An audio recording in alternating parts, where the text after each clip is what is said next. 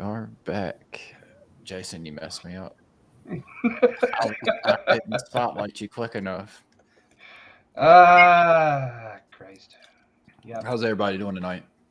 Doing good. Good, man. Good. All right. Happy Friday to everybody. Exactly. We made it another week. Another. We are here. So far. Yep, so far. We already got a bunch of people in chat. Rhett, of course. The Sony Punk. Flaming Claw. Hell yeah. The best of the best. Mm-hmm. Yeah, we got LokiiGator. Oh, yeah. Nice to Everybody. be on, guys. We have Boom. LokiiGator. He's been a long time friend. Well, sometimes friend. I Sometimes don't know. We'll see. We'll talk about it later. frenemies, depending on what game we were playing. Yep. Things are getting heated on Red Dead. I'm telling you, we No have lie. got some stories. You know, out of everybody that I've ever encountered on Xbox Live, I believe I have more stories with Joseph than anybody. Uh-huh. You Yeah. remember, Joseph, this is the only story I would probably bring up, but I can't find myself. Yeah, that was funny. That's a certified hood classic right there. Yeah, that was zombies in Cold War. Cold War. Yeah, what was it? Was it Tombstone? yeah. I got Tombstone. Didn't know it. So he Yeah, had Tombstone, for y'all that know, like the zombies, where like when you go down and you can like go into like the spiritual plane and res yourself. So when he went down, I like just instinctually ran up and rezzed him, and he didn't know that I had rezzed him. He thought he was still in the spiritual plane, so he was running around looking for his body, yelling, "I can't find myself! I can't find myself!" And me and Jason, we were all like, "Dude, what are you talking about?" Like after 20 seconds, and he's like, "My body, I can't find myself." We're like, "Dude, you're up." Oh, Why, yes, I do declare I am. at the moment, man, it was just like I couldn't contain myself after that. I think we threw the match. I think it was like that was all we could do. Yeah, we were pretty shambled after that. Yeah, at that point we were screwed. Yeah. Mm-hmm. We Good were times. shambled. It was good times. Some of the best moments happened with Joseph. Yeah. And then he traded us, for those that are familiar with the game, Star Trek. Yeah. It's just what I'm into right now. He's been gone for 50 days and put 109 days into Star Trek. Tell me how that works. Yeah, I start realizing how much life I've thrown away when I start looking at my gaming profile and start looking at the hours I've played at each game I've spent a lot of time in. Start making you think like you could have mastered pottery if you would actually. Yeah.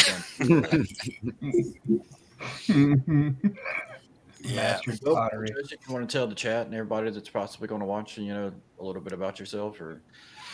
Yeah, I'm from Northern California originally, born in the 70s, so I'm a Gen Xer.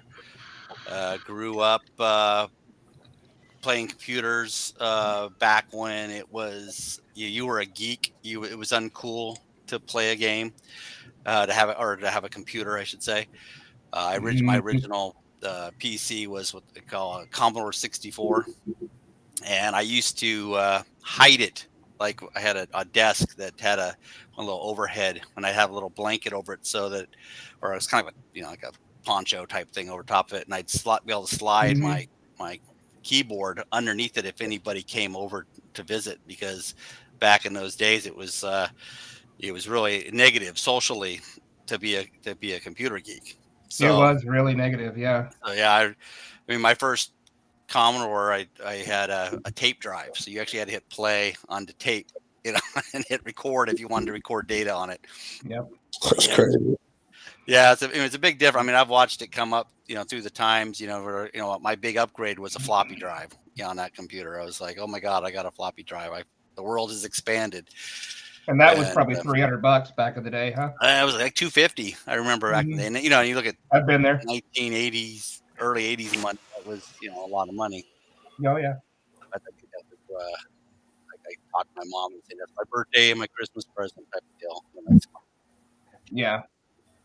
Yeah, and then I remember growing up, I went in the military, spent good times. I was out of computers for a bit, but when I came back, by then the Commodore was a long gone, you know, thing, and PCs had kind of started taking over. Mm-hmm. Because I remember, they had PCs when I had the Commodore, but they just didn't have the graphics, so they weren't very gaming. So when I came back, I got into PC, started PC gaming, and I ended up being a PC gamer for most of my life. And then probably about, I don't know, when the 360 came out, my wife bought one. She wanted to buy one, so we got one, and I started playing on that. And I kind of just decided, screw upgrading my PC. I'll just just play on this. So I've been playing on console ever since, for the most part. Yep. Yeah. Good And times. Good times. yeah, as far as also about me, I'm pretty much a middle of the roader when it comes to politics. So I have friends that are extreme right and extreme left. So it always puts you in a kind of a weird situation when you have friends talking that are your extreme right friends and your extreme left friends. It's like I don't talk on Facebook because I would literally have a fight break out because I have such extreme friends on either side. Mm-hmm. That's why I got rid of Facebook. So I've always believed, as long as you can agree to disagree, you can talk about anything. But the moment that someone can't agree to accept that someone else disagrees with them, then that's where the problem is. A lot of people are having that issue these days for some reason. Well, I think America's gotten into this us versus them. So whatever party they happen to pick, it's like the other side's the enemy. And no matter what, I mean, I may not agree with, politics, but that doesn't mean that I don't like them as a person.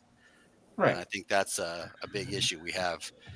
I think the shape of everything has changed. I mean, 10 years ago, I feel like we wouldn't even be talking about it. It's just everywhere anymore. Yep.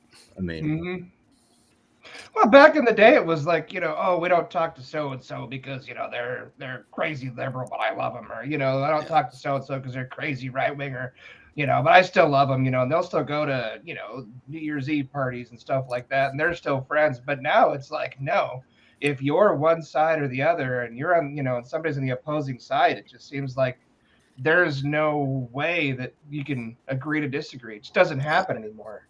It's ridiculously radical. It's right around guys like our age, like mine, James, and maybe I don't know how old Cam is, but old as shit. Oh. But it's right around those ages where you see like so much stuff on social media, and you just like people really come to that realization. It's not a realization. That's just they're sheep. I don't want to be like calling them names or anything, but that's how they that's how they think, that's how they talk, that's how they act. And it's like, where is your own independence? Where's the individuality? Where is that? Do your own research. Yeah, like well, it's almost like the Republicans or the Democrats are like the Chicago Bears and the LA Rams. You get these fanatics who like, oh my God, how dare you watch another game? It's like they'll go to blows over just because you're a different football game, team or a different basketball team, or it's like, but the politics has gotten that way where it's and the only thing that everybody can really agree on is that the Colts suck. Unfortunately, yes. They suck bad too. I think there's like there's some kind of like structure to it though, to where like back in the day, when you were kids, you could just easily get along, do things with one another, and nowadays it's almost like absolutely a societal norm. But like 8 years are running around like my kids. My 13-year-old's running around like Trump sucks or this person this, and I'm like, where'd you hear that? It's like, well, Timmy and Jimmy's dad said this, that, and other, and they're cool. And, I want to be cool, and then it's just like it perpetuates this like image of like, in order for me to hang out with people, it's kind of like what you were saying on Facebook. I can't be friends with anybody on Facebook because there's this side and there's this side, and if I even say anything, then both sides are going to be arguing, and it's just like when It's And did just social media becomes an echo chamber. exactly. Brains. Well, I mean, I have some very extreme liberal friends from from my Northern California that I love them to death. They're great, wonderful, kind-hearted people I know, and then I have friends that are very, very conservative, and they're wonderful people, and I know them personally. So yes, if I were to post something, I'm not going to take offense if they disagree with what I say, either way. But it's not my problem with Facebook is it's not what I say; it's that I'll say something. One on the right will say something, and then all of a sudden someone on the left says something, and next this giant thing's a big fur ball of name calling, and next you have like, people dropping off your friends list, and you're like, oh well, Jesus Christ. I do want to say something, Michael, going on how you were saying about your daughter. My cousin, this is actually pretty funny. His son's real into basketball, and he had came home one day, and they're sitting there watching a game, and he goes, "Dad, I don't like LeBron James." And he goes, I don't really like him either, but why don't you like him? And he goes, well, because I don't like him because Papal says he don't like white people.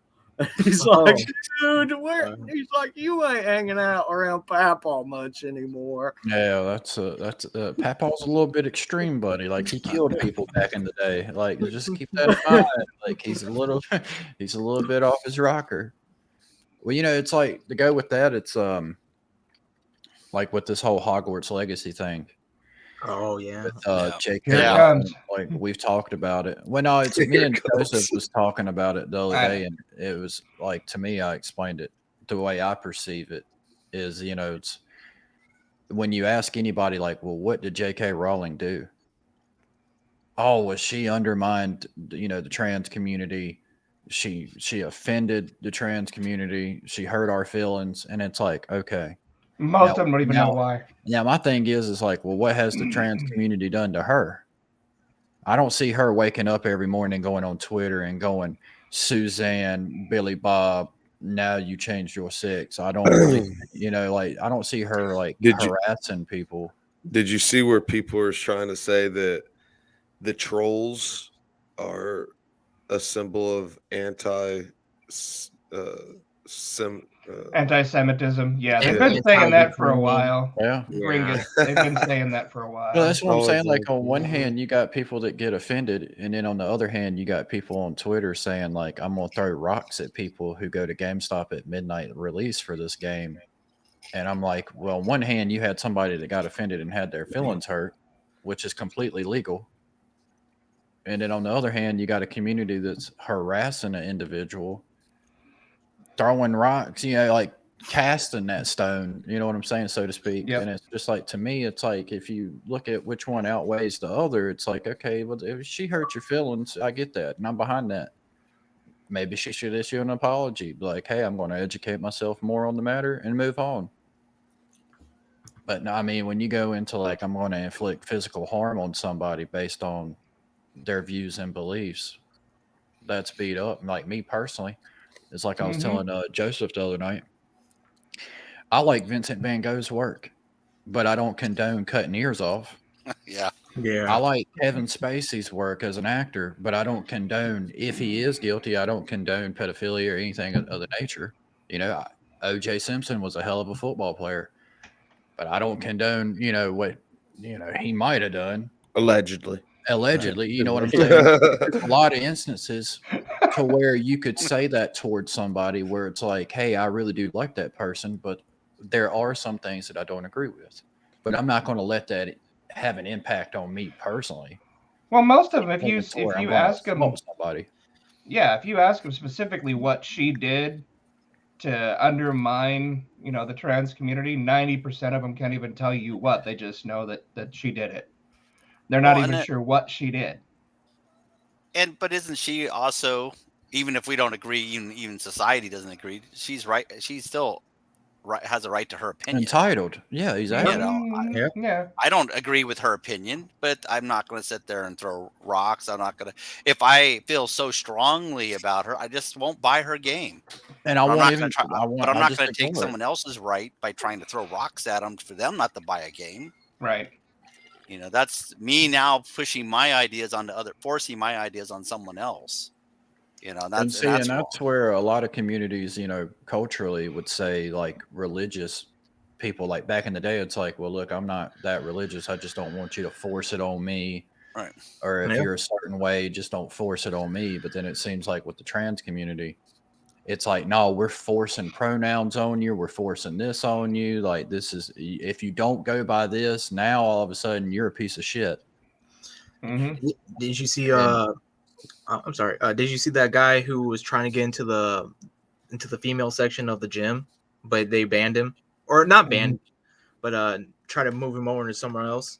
And they I said, heard about it a little bit. Yeah. yeah, that it's stuff like that.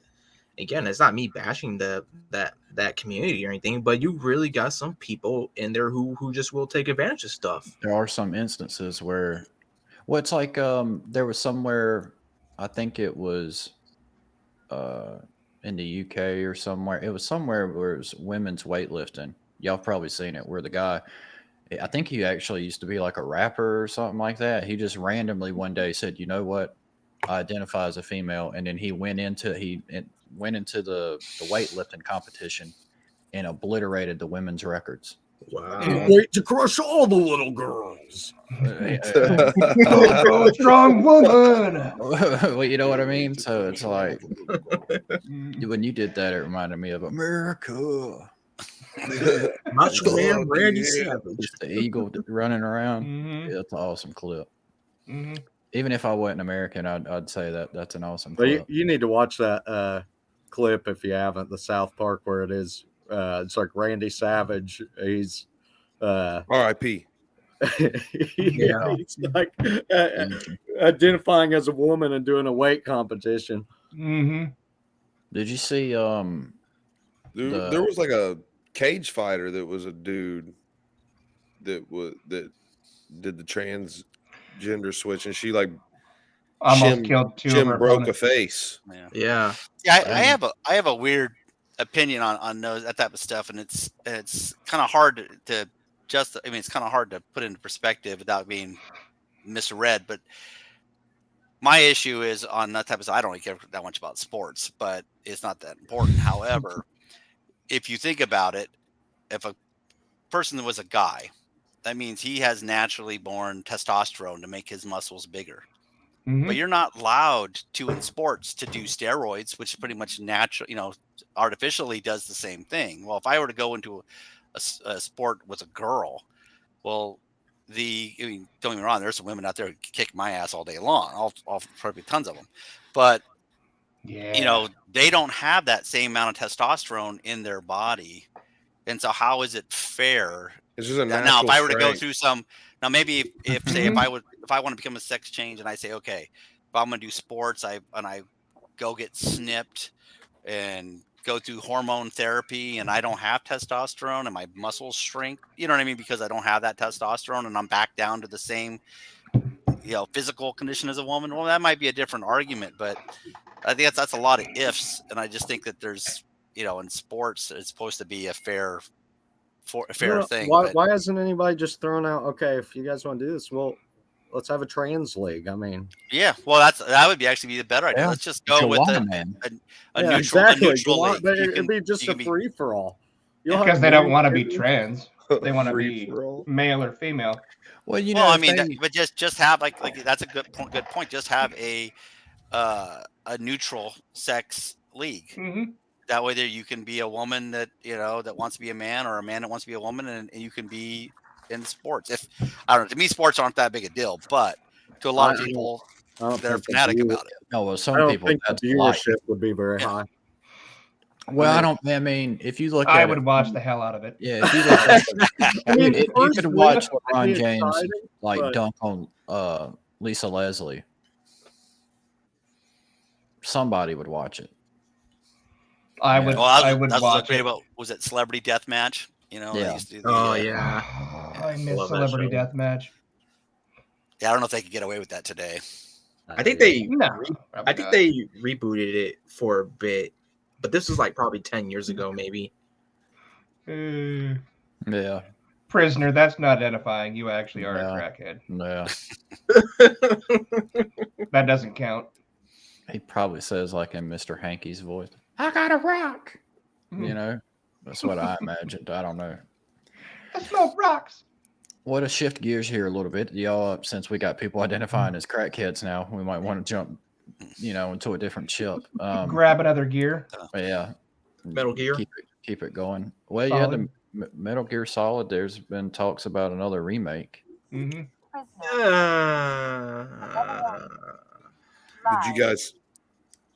Did you guys watch The Last of Us? Yes. Anybody? I Yes. didn't. Nope. I thought it was pretty good. It got to me to the exact location I was in the game. And I quit. So the first episode was awesome. Yeah.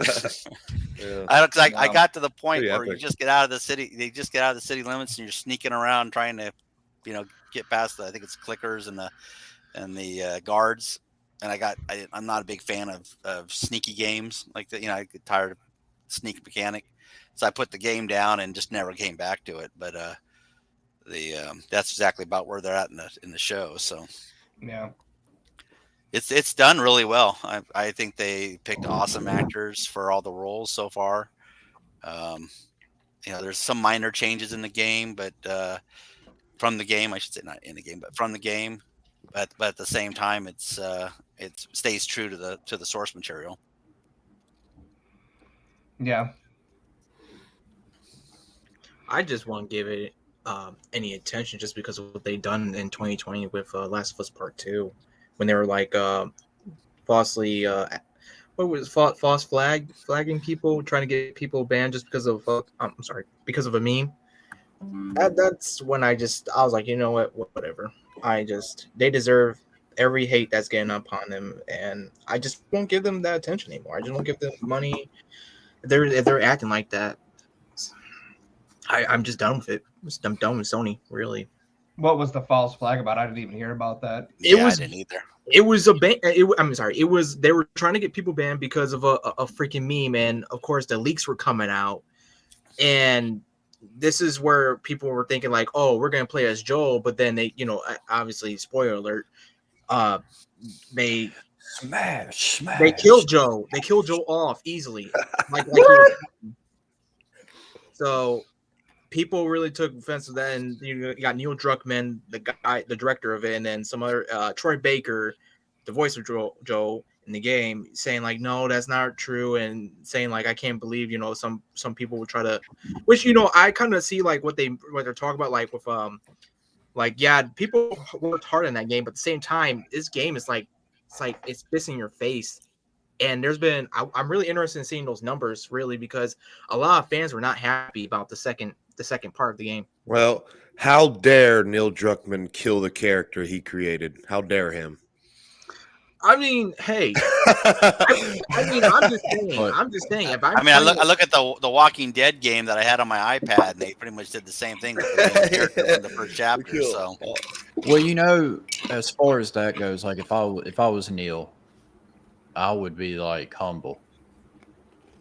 You know what I mean? Because that tells you created a character that people develop that connection with to the point to where they are now rioting simply because you killed him off. Like that's how good of a character you developed, and people had a connection with that character to the point to where now they sent the voice actress that did Abby death threats.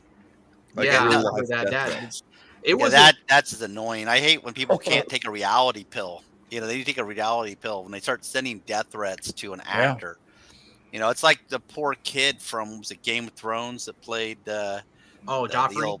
Joffrey, yeah, that kid did an awesome job, and yet he was getting death threats and people hating on him because he played his character so well. Mm-hmm. It was ugly. It was ugly on both sides. I'm not gonna excuse anybody because it was ugly on both sides, the fans and developers. It was really fucked. But I'm just saying, like, that's not cool for just, having a meme on your channel, on your YouTube channel, then all of a sudden you're getting fucking false flagged for spoilers, even though it's not really spoiling some things. That's what I had a problem with, especially with the blatant lying too.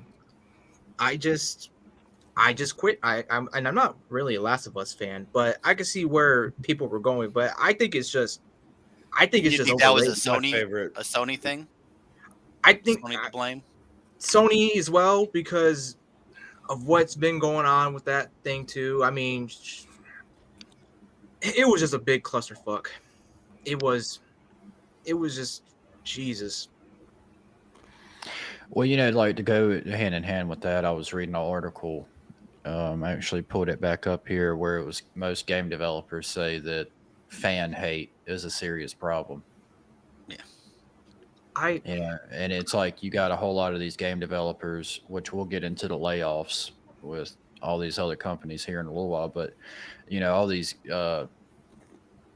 companies are laying off these developers and everything, and everybody's trying to fight for a position to have a job, and then they put in the work to come out with a game, and then next thing you know, like you said, they're getting death threats, they're getting this, that, we're going to bomb your house, we're going to throw rocks at you, we're going, I imagine that would have an impact on somebody's mental state, Yeah.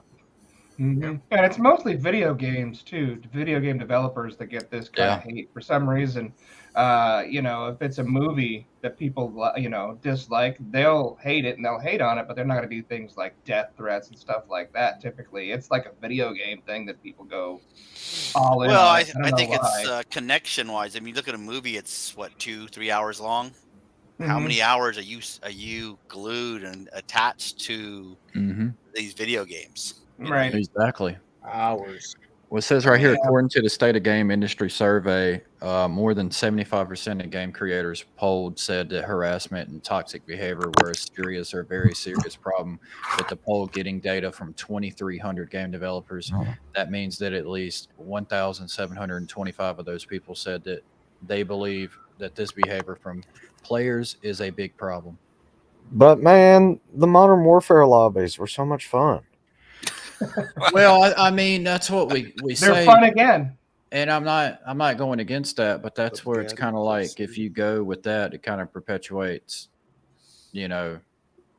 staying in that mindset and just letting it. Because I've talked to a couple of my friends where it was like we were talking about like death threats to certain developers and this, that, and et cetera. And it's like, well, man, you remember them Call of Duty Modern Warfare lobbies or them Call of Duty lobbies, man? It was a whole lot worse than that.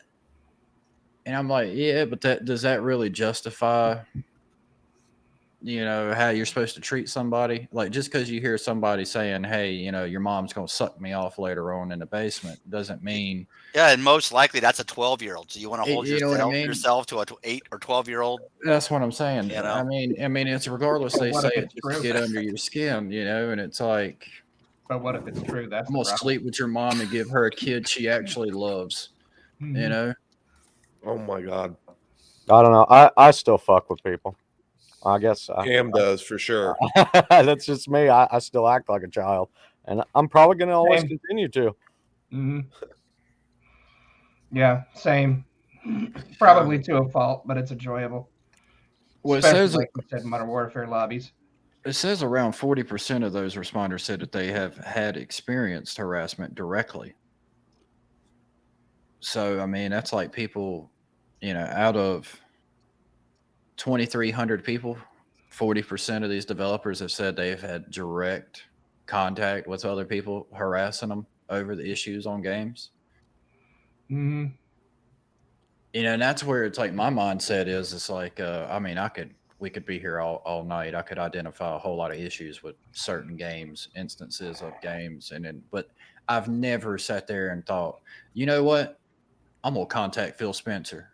Now, I take that back. I did one time want to contact Todd Howard, but it ain't like I actually was like, you know what? I'm gonna go to Todd Howard's house. I'm gonna take, I'm gonna stick something in his mailbox that smells, like I'm gonna stick it to him. Yeah, I mean, I think that's taking it way too far, but I think like chat wise, I should be able to talk shit. I mean, Yeah. Hey, Oh. Senator said Mhm. Modern Warfare 2 was the most Kino and comfy days of gaming. Back when people had dicks and balls and knew how to talk smack. And we were going through a recession in a way too. Modern Warfare 2 Hmm. was peak smack talk. I mean, It hell, was. just, Mhm. James, how many times have we said just on Rocket League getting in fucking people's heads, just talking Oh shit? yeah, just talking shit. Yeah. Mhm. Hey, forfeit Yeah. now. Uninstall your game, Yeah, jackass. me and my friends, Uninstall. we wouldn't even play the game. We would just be stuck in the text to chat, just sitting there, damn, typing random stuff. Like my buddy would Mhm. put Martha, and I'd put, "Why'd you say that name?" Like we're not even playing Rocket League at that point.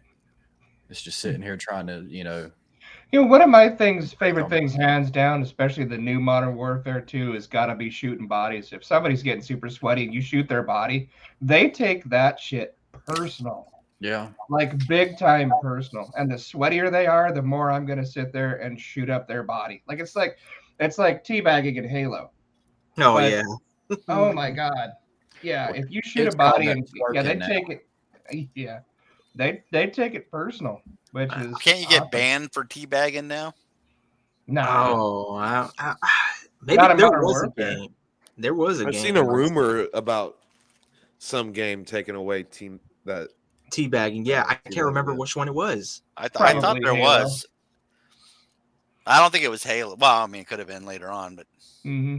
They might have tried it, and then people are like, "Hey, fuck this game. I can't Yeah. teabag anymore." Yeah, that's what happened.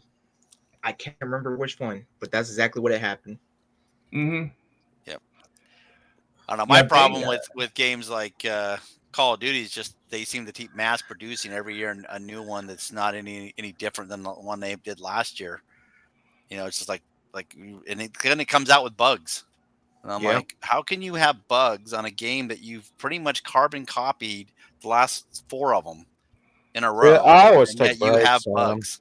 It's like, well, they're doing it bi-yearly now instead of yearly, which I think is a cool thing. Well, But I also probably think better. though, yeah, I also wonder though too if maybe they're going to start doing that because they had talked last year or maybe the year before about doing a standalone zombies game. So I wonder if maybe they're going to do Call of Duty 1 year, then switch over to having a standalone zombies game, which that'd be cool. I would play the Yeah, hell out of that. I I think love they might do zombies. that. Yeah. I've been hearing about that for years though. They have it kind of they have it, but it's over in China. And it's like it's Call of Duty something. But that was like, the old maps and all that before like Black Ops There 3. for a while, that was the only reason I bought Call of Duty games was to Yeah. play zombies. Yeah. That was But- one of the best parts, if not the best part of Cold War. Cold War with like the outbreak maps and stuff like that, the big maps, Yeah. objective based, turn based, as opposed to just round based. That was I played the hell out of that. I liked the Cold War when it first came out, but then after they nerfed everything, and then it made the normal game to me unplayable or enjoyable, and the breakout, the zombie part was the only thing I The enjoyed. outbreak, yeah. Outbreak was a blast, and then Vanguard zombies sucked. Unfortunately. Yeah, that's when I stopped playing. I got really pissed off about Vanguard. Yeah, I knew Well, Vanguard. I didn't even play it, dude. To I don't me, think it I was bought- like, okay, I liked World War II, and I thought, okay, that Vanguard's probably gonna be more like World War II was. And I thought, oh, this will be great. They'll have go a little back a little bit, and no, it was more of the same. And I'm like, okay, I'm down. I'm not gonna buy a game every year full of bugs, just for Yeah. me to get to work through the bugs for about a month or so before they then alter the game till it's like not even the game I was playing when I first bought it. Bugs don't really bother me anymore, but yeah. That's why I stopped playing games that come with online. That's why I stopped. Now then it starts leaking to the single player like Cyberpunk, and I thought that was going to be a good game until I got it, and I was just, What console were you playing it on? Xbox. It wasn't that bad for me, honestly. It wasn't that The bad. regular Xbox? Like Xbox One S. Yeah, I've noticed that. Like I played that and I had no problems. The game was great, but I also had gotten the Xbox Series X early, So that game, I had just gotten that right when that game came out, so it played great. But I've heard it depending on what console. It seems like the other consoles had a lot more problems. Yeah, it seemed like mostly with PlayStation because they had to take really it off bad. the market. Yeah, well, they released it for the original, the older PlayStation plus the PlayStation 4. Yep. So it was just couldn't handle it. And now the DLC, the story DLC, is only for next gen. So that's telling you something like, yeah, this game should have came out only for the next gen or current gen, I should say. I'm wondering if that was their intent originally, and then some corporate person wanted to push their, maybe they were getting financially strapped and said, hey, we need to push this out on the other consoles. More than likely. That was my thought, but I could be wrong. But that's what I think. Well, a lot of the stuff they were showing originally, they downgraded the game. Right. I think it was because originally it was all going to be for next gen, and they pushed it off to, took out some of those more extreme, processing requirement parts of the game so they could throw it on a lower version of it. Yeah, well, I mean, either way, I'm done with them. I thought I could trust CD Projekt Red, but not anymore because I'm a huge Witcher guy. Like I had the books and statues. I had a lot of Witcher stuff. No longer because I'm selling them. I'm done. Like I do not like CDPR anymore just because that one game. I was like, you're gonna lie to the fans. You're gonna lie to your customers. You're gonna lie to a lot of people. You're gonna manipulate footage, make it think like, oh, Cyberpunk 2077 is gonna be a good game, and it's just, how everything played out from day one. It was terrible. And it was very unexpected out of them. Yeah. Well, I think that's the corporate leaders, up on top who care more about they don't care about the game. They never care about the games. All they care about is how much money they're going to make at that level. That's the level I think that decision came down from. Yeah. Well, I think it's sad. You have like the development team down below that probably does care about the game, probably work their ass off, and usually are the ones that put out the product that you love. But then these corporate guys on top make these decisions, and then pretty much, like you said, destroy all that goodwill. Yeah, and what Cam said, it was very unexpected because these guys usually they have a great track. They used to have a good track record. Occasionally they would have the bugs and flaws, but they would fix it up and everything. But 2077, I just like, it's making me rethink everything. Just like how when I started opening my eyes with Konami, when Konami messed up Metal Gear Solid 5, and we're doing that whole bullshit with Kojima. That's what kind of introduced me to like, okay, what the hell is going on here? Now I'm just like, you know what? I'm only sticking with the smaller teams like indie developers. But even that, with indie developers, like Callisto Protocol, I understand it's like their first game, but you just can't. It's still buggy. It was real buggy. What up, Rob? So I don't know. I don't know if I'm sound like I'm complaining a lot, but it's just I want to play a complete game. And I want my money, the money I spent, the money I work for to actually, feel like I'm being entertained, that I actually don't regret putting my money towards something. These games are pricey nowadays. Yeah. Oh, yeah. Exactly. $70 plus. Now. Well, yes, starting off. Yeah. Well, I was looking at the Hogwarts one. It was 70 for the basic game, and then it goes up. Which is, I understand to a point, but I was looking at like one of the tiers was one of the big features, you get 72 hours early access. It's like, so I want to play the game 3 days earlier to get more bugs that you probably haven't worked out yet, because almost all these games come with bugs. Yeah. I mean, I get occasionally you'll get a bug, and they usually come out with a fix, but it's gotten so bad that you're wondering why they even release these games at all. And then they want you to pre-order it. It's like I stopped pre-ordering it just because the fact that there's so many damn bugs when I get these games. I'd rather wait a month, play something else. Yeah. Let them fix the bugs, then come to it. Cyberpunk had issues. It had a ton of issues. Nobody's gonna deny that. When it came out, it was pretty bad. But honestly, I had a great time. I played the shit out of it, and I enjoyed it. I mean, bugs were obvious. Bugs were there.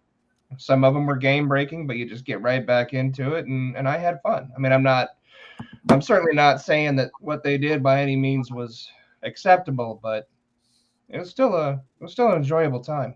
Yeah, I was enjoying it for a bit until my games start messing up. I would say I'll say this though, it was a lot more stable than Halo Infinite when I was playing it. I have a video of me just starting up the level. I think I died or I did something, and then it started me all the way back at the level again with the checkpoint saving.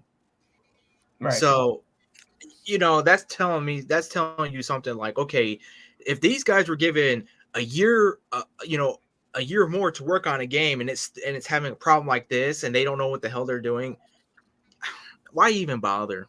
But like, just make it free. Just make it free. Don't even try to have people pay for something that's gonna inevitably piss a lot of people off. Mm-hmm.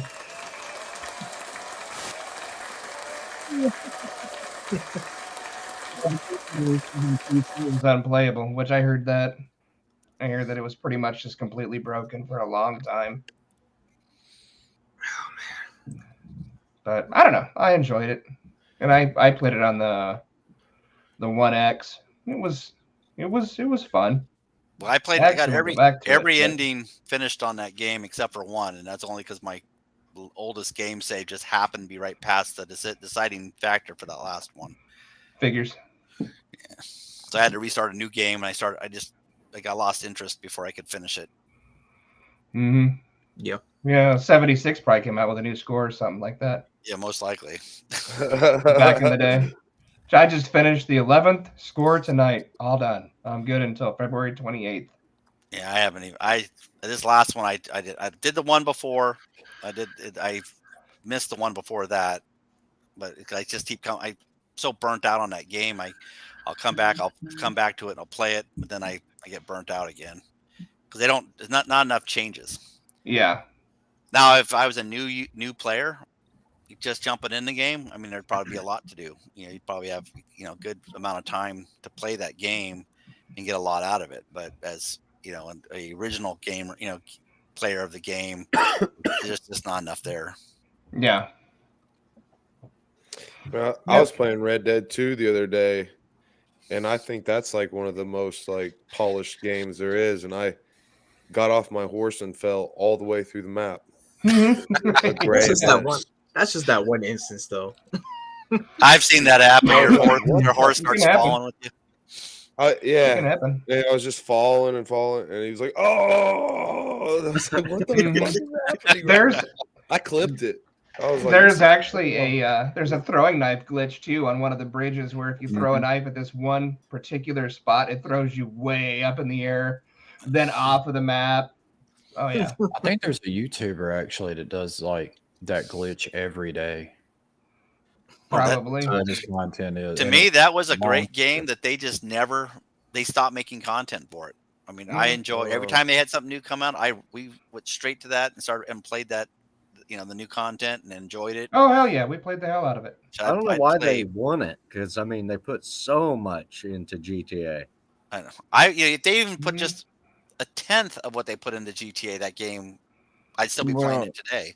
How many selling more shark cards than they are gold? That's what I was going to say. When you got all these kids out here that want that special do-rag or tank top, or the more modern is more the modern game is more appeasing to the younger crowd than the Western shit.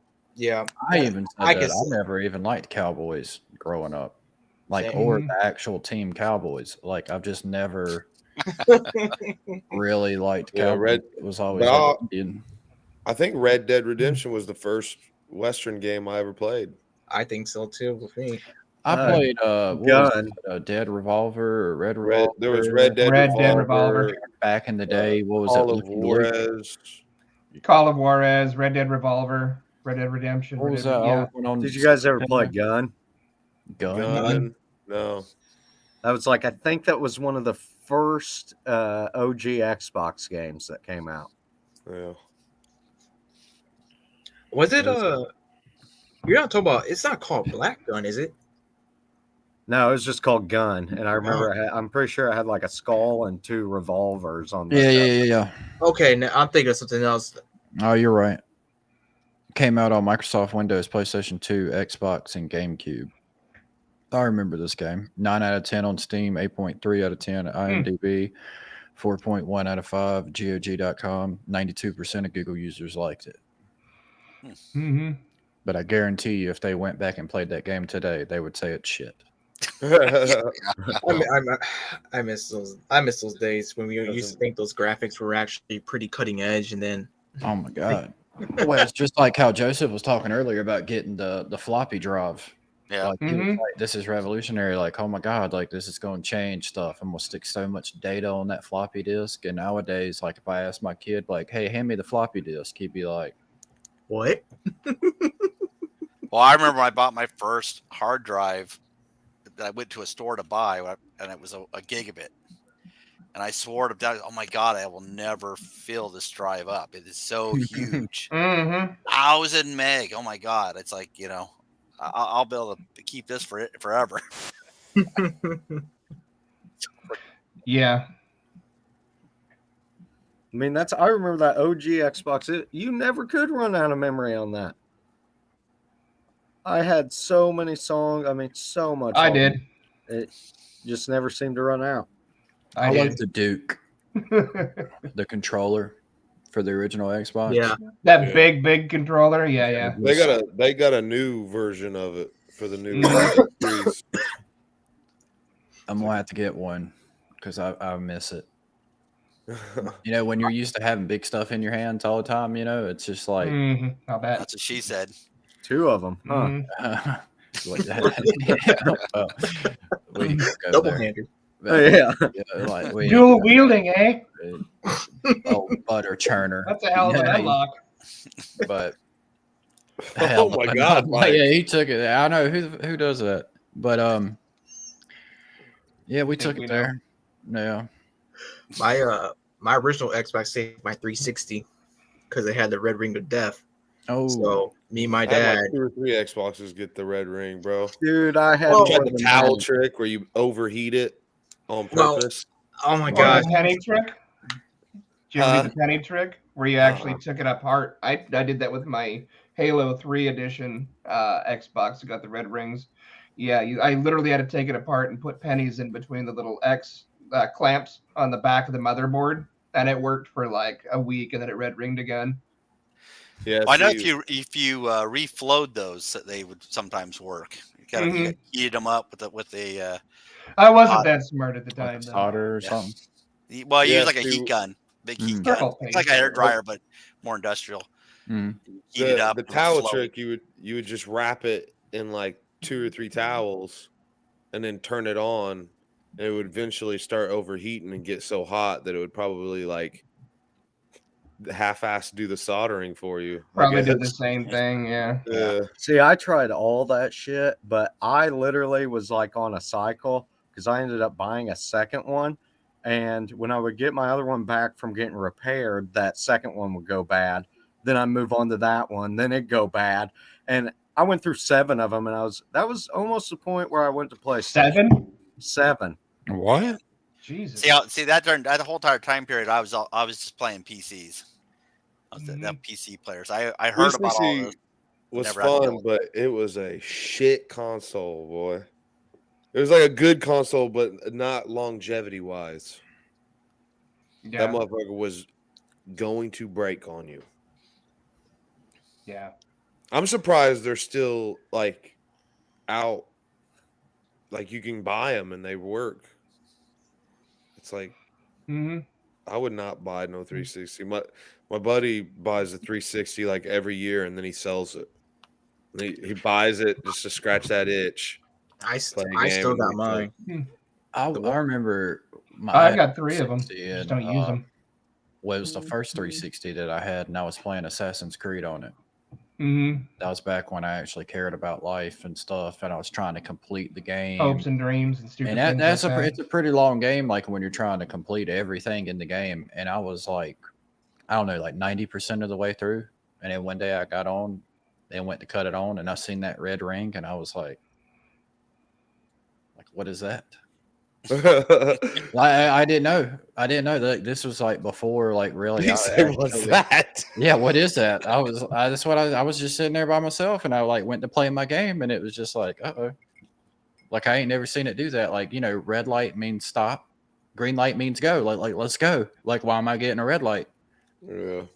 And this is like really, 2000. What was it? Let's see here. Looks like 2007. It was when it came out. So, I really wasn't like big on going on back then. I wasn't big on the internet. Like, let me just I was just myself playing my offline games. I was completely fine with that. And then I started hearing through the woodwork, like, oh, you got the ring of death. The ring of death.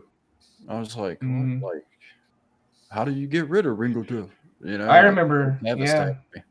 I remember back in the early days of YouTube when people started red ringing, and there would be like thousands of videos on how to supposedly fix a red ring of death on your Xbox 360. And that's back when like there was maybe 10 million videos on YouTube, period.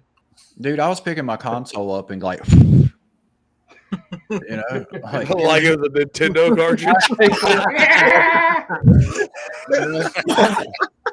It's a big ass Nintendo cartridge. Yeah. I love how the back of those says "Do not blow into cartridge." Well, it creates like moisture on the everybody card. I ever seen clean that motherfucker, they go, yeah. Hey, but it always worked. It always worked every single time. But yeah, that's why it's like from your breath, the moisture gets on that card and it starts eroding. Yeah, corroding, and it's because I've took a whole bunch of them apart. And I had the alcohol and everything. Tried to clean them off and drain the spit out. Yeah. Oh, you'd be surprised at like what you would see. Reed. Like I opened up some that it looks like somebody just hocked up a blood clot right into it or something. Like it was just nasty. You know what I mean? Because I had like over, I think 200 Super Nintendo games at one point, somewhere close to there. Yeah. So what we used to have issue with was our floppies would, the floppies were so slow to load. You would, start loading the game and literally go make a sandwich or get some coffee and then come back. Ooh, and we'd have we'd have stacks of floppies sitting there and someone would always knock over their coffee. And you'd have coffee knocked all into your floppy disks. And we'd have to like take a razor blade and cut the top of the floppy so we could pull the actual disc out so we could rinse it off in tap water and then let it, and then rinse out the sleeve and then let it sit there and dry for like 24 hours before we could put it back in so we could play it again.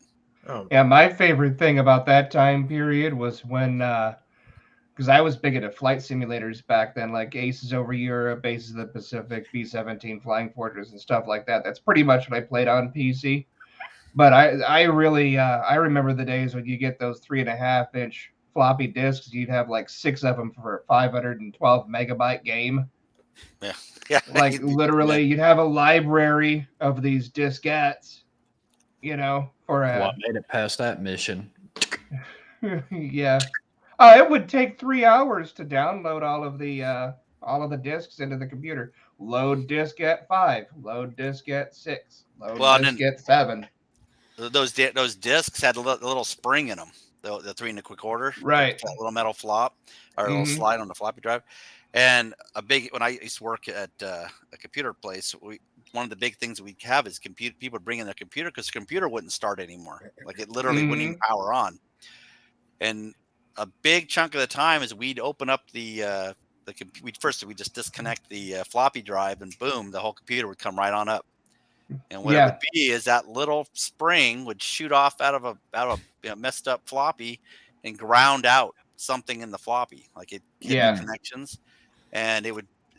Old PCs have what's called a power good, so it puts a little bit of power onto the PC and makes sure everything levels out before it actually turns it on. Right. And so since it was shorting out, it'd never get that power good, so signal back, so it would not turn on the PC. And so we'd have tons of computers coming in due to not turning on, and it'd be that little spring. We'd open it up, take out that little spring, and send it back out. Yep.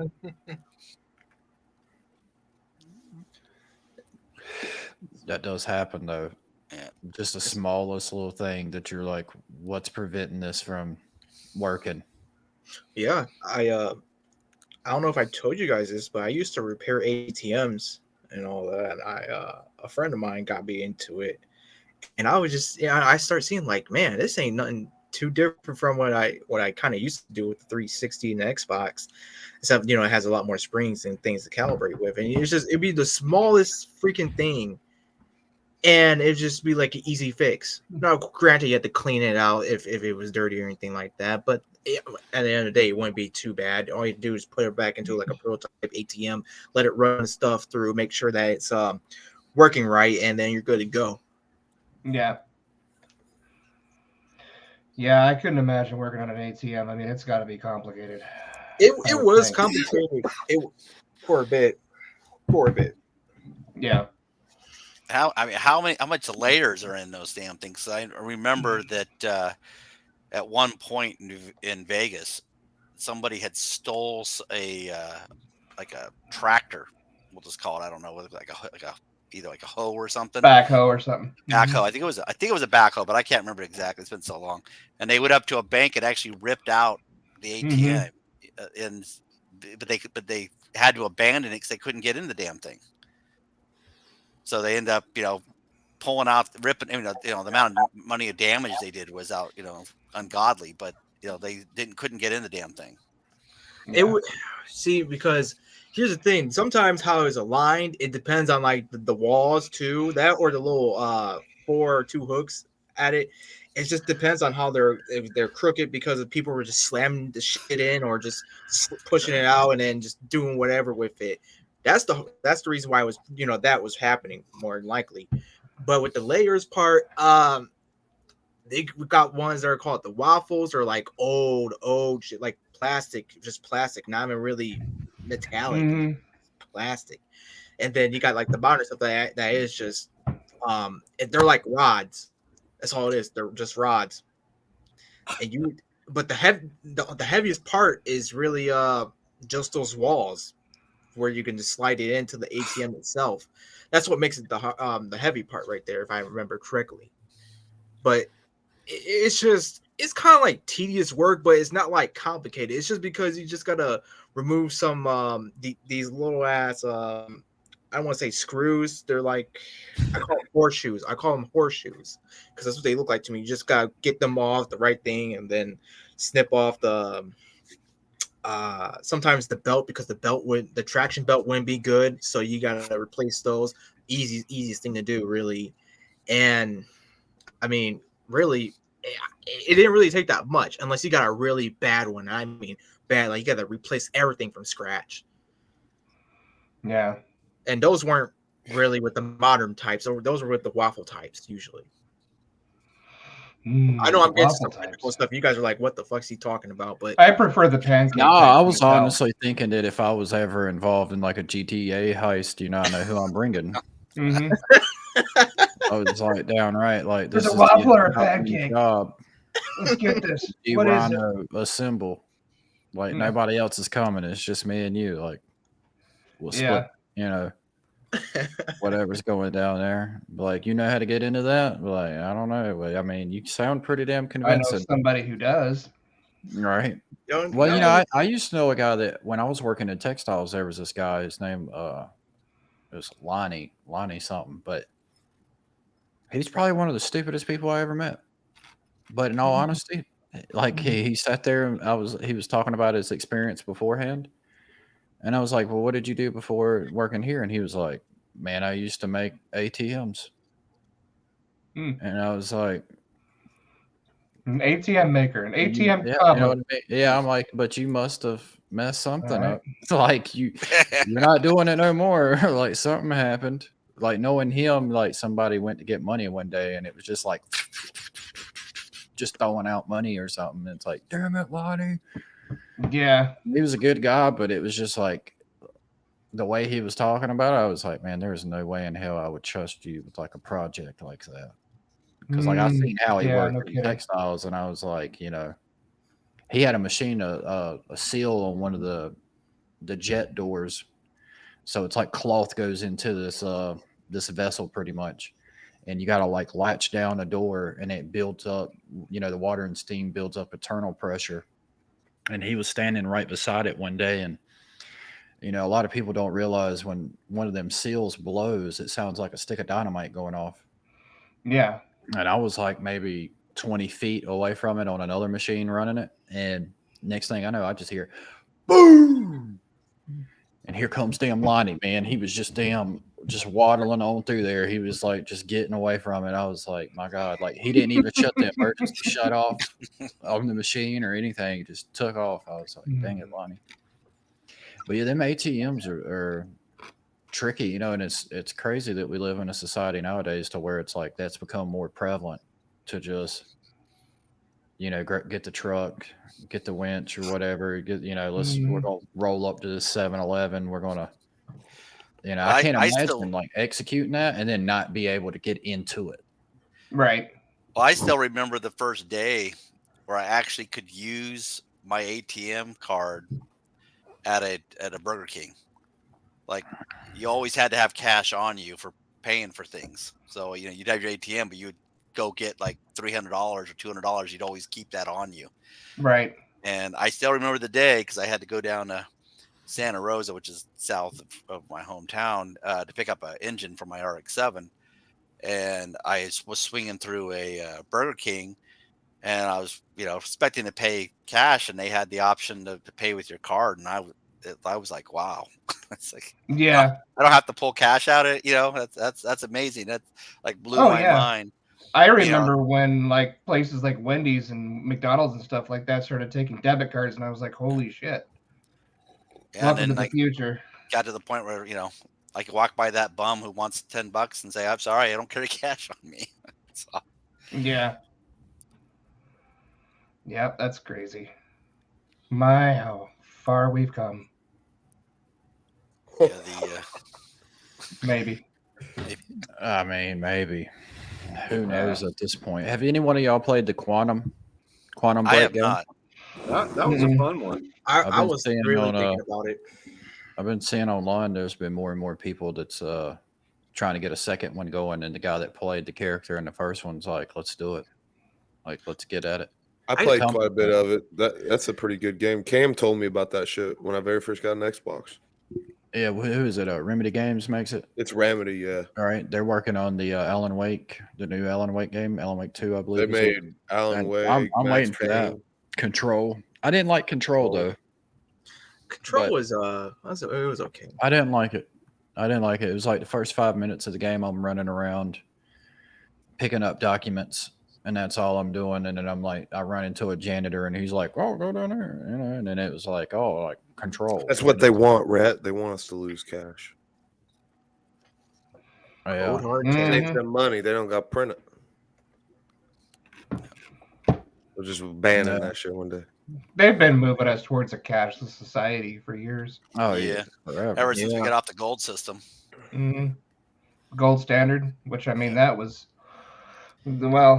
shit. That was 70s? Technically or was it 60s? I thought it was. It started in 1933. Was when we were technically removed. Yeah, when we were removed from the gold standard.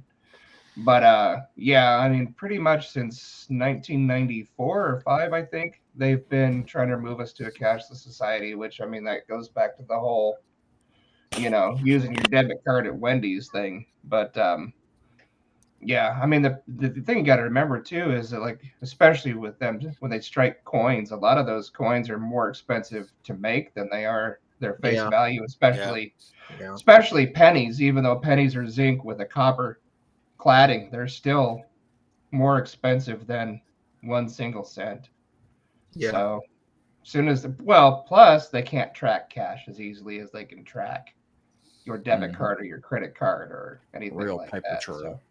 So, yeah, they're looking for that paper trail. I mean, when they have a thing where if you take out $600 out of your checking account or more, and the bank has to report it now, required by federal law. Obviously, they're wanting to know what you're spending your money on. Yeah, $600. Yeah. What about on a deposit? Same. Same. Yeah, it's something with PayPal too. Like if you Damn. take out more or something, Yeah, they with got the report it. tax and some bullshit. I'm Yeah. about to have a whole lot more mattress money. Well, and that's just it. Yeah, absolutely. But yeah, if you deposit or withdraw more than $600, or you have a purchase that's more than that, the bank has to report it to What was the that? Department of Treasury. What was that Chevy Chase movie? The family movie, Las Vegas one. You know what I'm talking Oh, I about? just watched that. Talking about National Lampoon's Vegas Vacation. Yeah, you remember like old dude was looking for the jar of money that was buried in his Mhm. backyard, and there's Yeah, like yeah. 100 poles in the backyard. Looking Well, he for had a Right. different coffee can. jar. Yeah, I that actually would be me. watched that for the first time, like this Christmas. My God, Yeah, I never thought it seen was. I thought it was a good movie. I thought it. At Well, least when I had watched just it, I thought moved to it was- Vegas when that movie was being made. And so it was actually kind of fun watching it for me because I actually got to look at, because they're running around Vegas and seeing Vegas as it was when I first moved there. Yeah. Because I mean, it's night and day different from, Yeah. then versus now. Oh yeah. Yeah. I mean, I've never lived there, but I've been to Vegas many, many, many times, and it has changed dramatically in the past, especially 20 years. 15 to 20 years, it's been crazy. But What's y'all's thoughts on battle passes in video games? Nope. Since I've seen the Suicide Squad Oh Nope. my god. Nope. got hit with like a leaked photo that kind of shows off a I battle think pass. everybody's against it. I've ever since these Activision start. Well, not even Activision, but when they first started doing it with those what the hell they're called, like PUBG and all that. What type of games were they called? But ever since they started bringing those battle passes in, those season passes, whatever the hell they are, I just set up. There's a new way to start people right there. It's just it's just cosmetics, guys, and then it will start evolving, and But I need those cosmetics, dude. I need them. I need them. I have What are to you have laughing them. at, James? Seriously. Yeah, Cam, for sure. I mean, I understand battle passes if they have cosmetics that are worth what if you really want them, they're so cool. You're like, oh man, I want it. But for the most part, I think usually they're not. And it's like, why bother spending the money to Well, they're force getting yourself? lazier with it. Yeah. Well, they'll come out good at first, and then they get worse. Mm-hmm. And then it's like, oh well. Then because they think they get you in the habit of buying that battle pass. Well, if the battle pass was free, would you care? Well, there is a partial one that's free. Well, Yeah. I'm A free saying trial. I'm saying if a game came out with a battle pass and it was completely free, I think that'd be.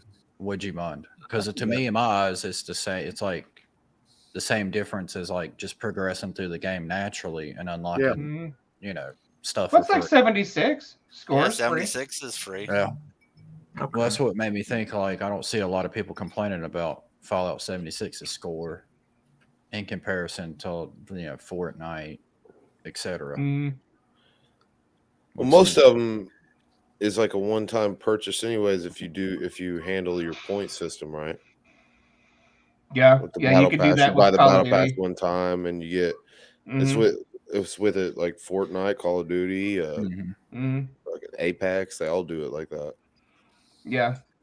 Yeah. And then you just get re-upped on your points, so you could just buy it Yeah. again and keep Buy it buying it again. over and over and over and Yeah. over Well, that's again. the one thing I did like about Call of Duty's battle pass.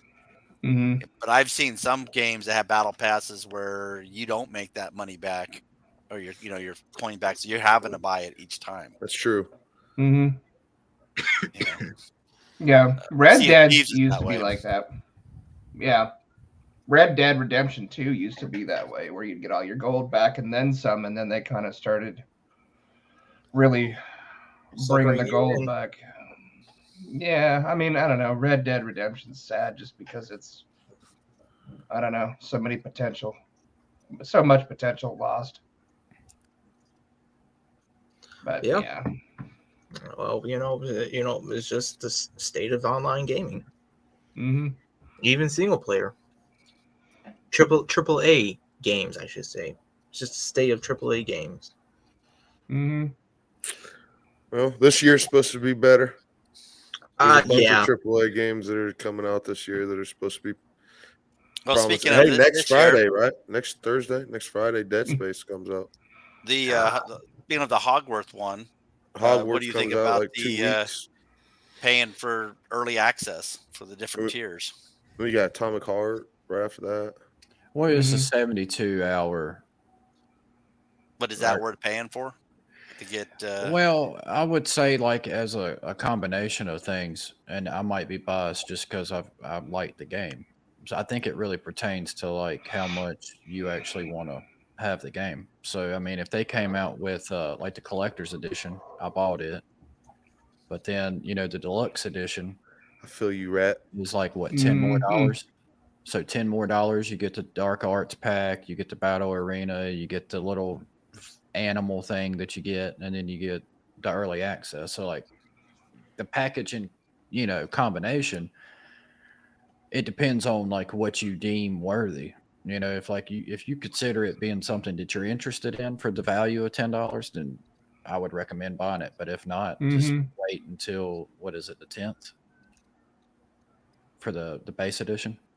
Is it the 10th? I don't even know. I'm not sure. Yeah, I think with the 72-hour, I think you get like early access is up to the 7th, and I don't know if that's doing the Mhm. New Zealand trick or what it is. You know what I mean? So I don't know what you're talking about. I fully plan on playing like streaming it. So anybody Mhm. would be interested in seeing it. I mean, I actually take a plane down to New Zealand whenever the day before. That's what I actually do. Same, yeah. Take my As much Xbox, get business ready, as I get it set do, up. like Mhm. I got a house down in New Zealand, so pure blood stick together. I like that reference, even though it's a little offensive. Like in the wizarding community, I mean, not here, but He's yeah, no, talking about something else. He's not no. talking about the wizarding community. Oh, Now I saw something on there where you could link it to an account. yep. And you can get like customizable. It'll like put you in like you do like a survey or something. You get like a certain wand, and it puts you in a house, and you get that house's like robe, like house robes that are unique to linking it. Is that what you're talking about? Yeah, but I don't know what the account you're On the supposed to link to is. wizardingworld.com or whatever. Is that what that is? I did that shit. You did it? Mhm. Yeah. I haven't even done it yet. What is that account? The Wizarding World account. What does that You give just you? create the I guess it's gonna be the account you sign into when you make the game. Yeah. And it just gives I you got actual Gryffindor. bonuses. I was wanting Slytherin. Really? I was like, let's go Slytherin. Oh, so you can do that now? Yeah, you can do it right now. Oh, Yeah. shit. Yeah, I'm definitely buying that game because I know my son's gonna play it. Even if I don't,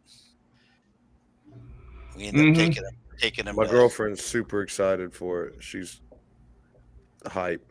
Well, a lot of We people took are. him to Universal Studios and bought him the whole outfit, the robes and the Damn. wand, and Nice. so he's definitely into that. So Damn, you should have been my dad.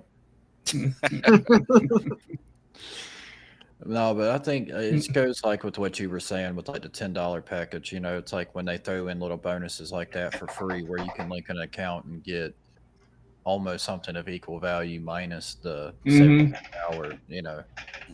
Me personally, I've waited probably 20-some years to play a game of this magnitude within the Wizarding. Right. Yeah. So it's like, yeah, $10 is worth, the 3 days for me. It's like, well, you waited 20 years, you could wait 3 days. It's like, no, man. Like, I've been following this game since 2018. So, like, I'm ready. And if I'd like to see a sequel where they make you're like the bad guy trying to attack the school, and you're like having to plan out and all go throughout the world and make evil alliances to try to go against the school.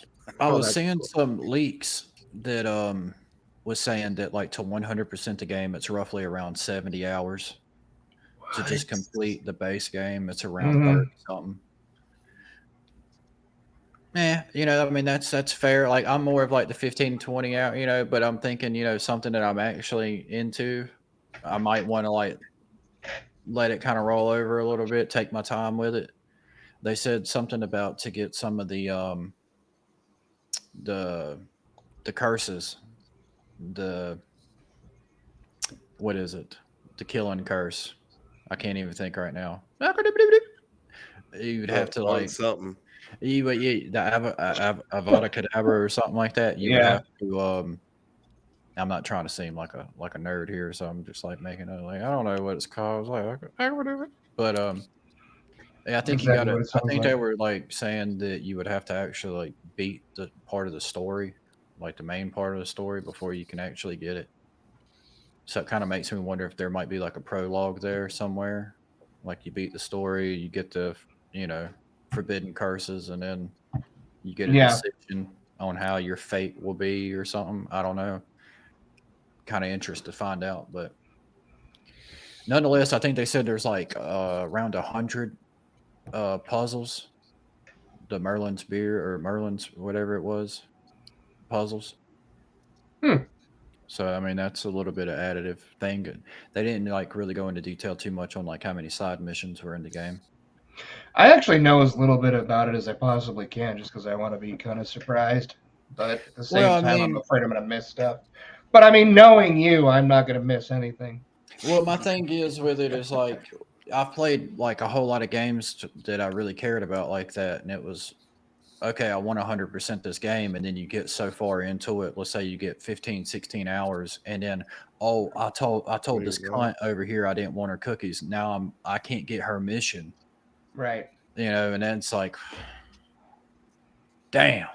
Now I got to go back and replay through the Start whole. over, yeah. Yeah, you know what I mean. I've had that happen multiple times in games, and I'm just like, if I would have known like a little bit ahead of time, like how many, like maybe they don't tell you how many puzzles is in there, and you're like on 99% completion, and you're like roaming the map looking for that one out of the 100 puzzles, and that can get irritating. But I try to do either that way, with achievements.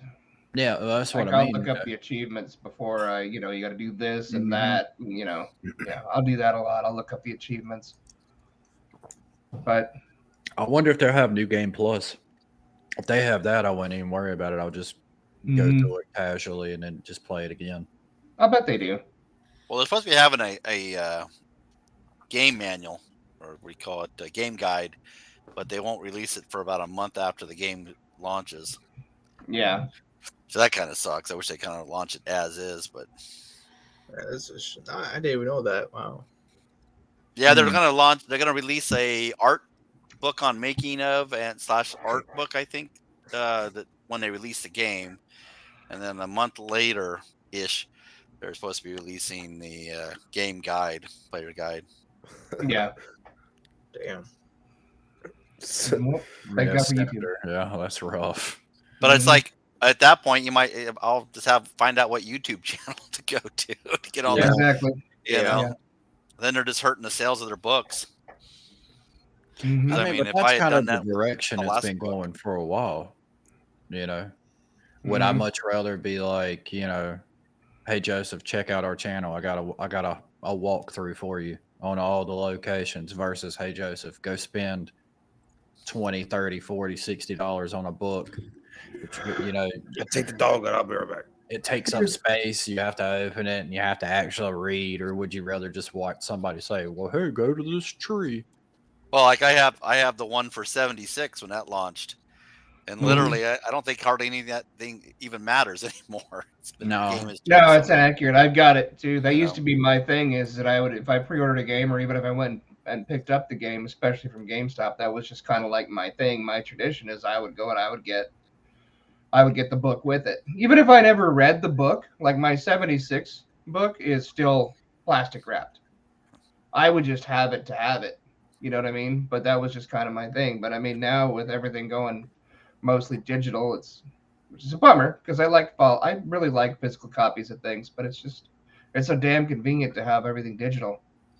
Yeah. Well, when you start running out of space too, it's like I have boxes and boxes of old game manuals and discs for game systems I probably don't even have anymore, or I can't play it because the operating system on my machine is just too outdated, Right. or updated, I should say. Right. Which is crazy. I mean, I don't know. I've got hundreds of PS1 and PS2 games that I'll probably never play again, but I hold on to them just because I collect them. I can't see myself getting rid of them. I'd almost be kind of sad. It'd almost be like, I don't know, I guess it's like hoarding in a way, but I think you got to be a little bit crazy to be a collector of some sort anyways.